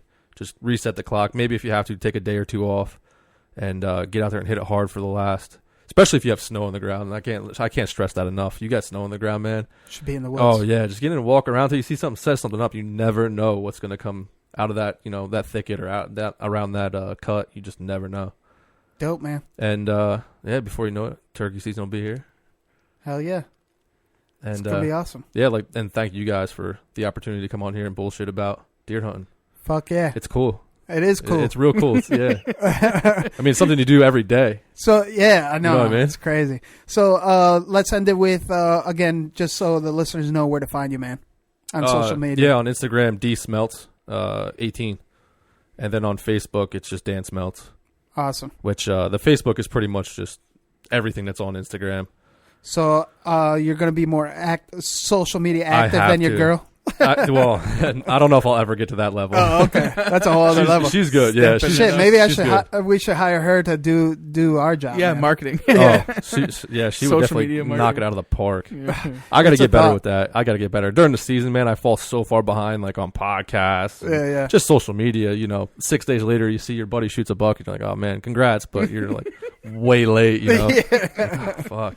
But Dan, man, thanks for coming. I mean, this has been surreal. Let's finish some more Shabim beers and keep on talking deer hunting, man. For sure. On that note, stay stepping and stay slaying.